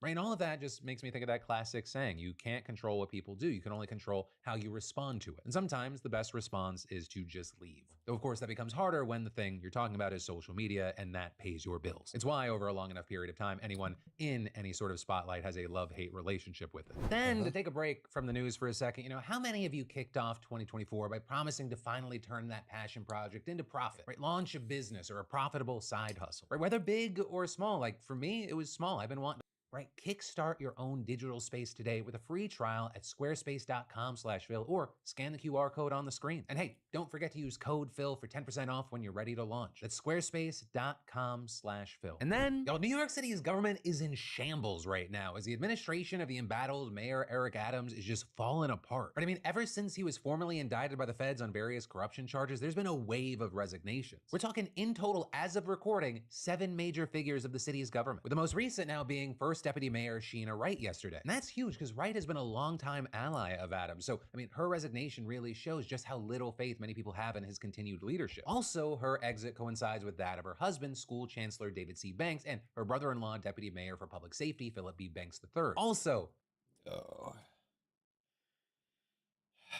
I'm tired. I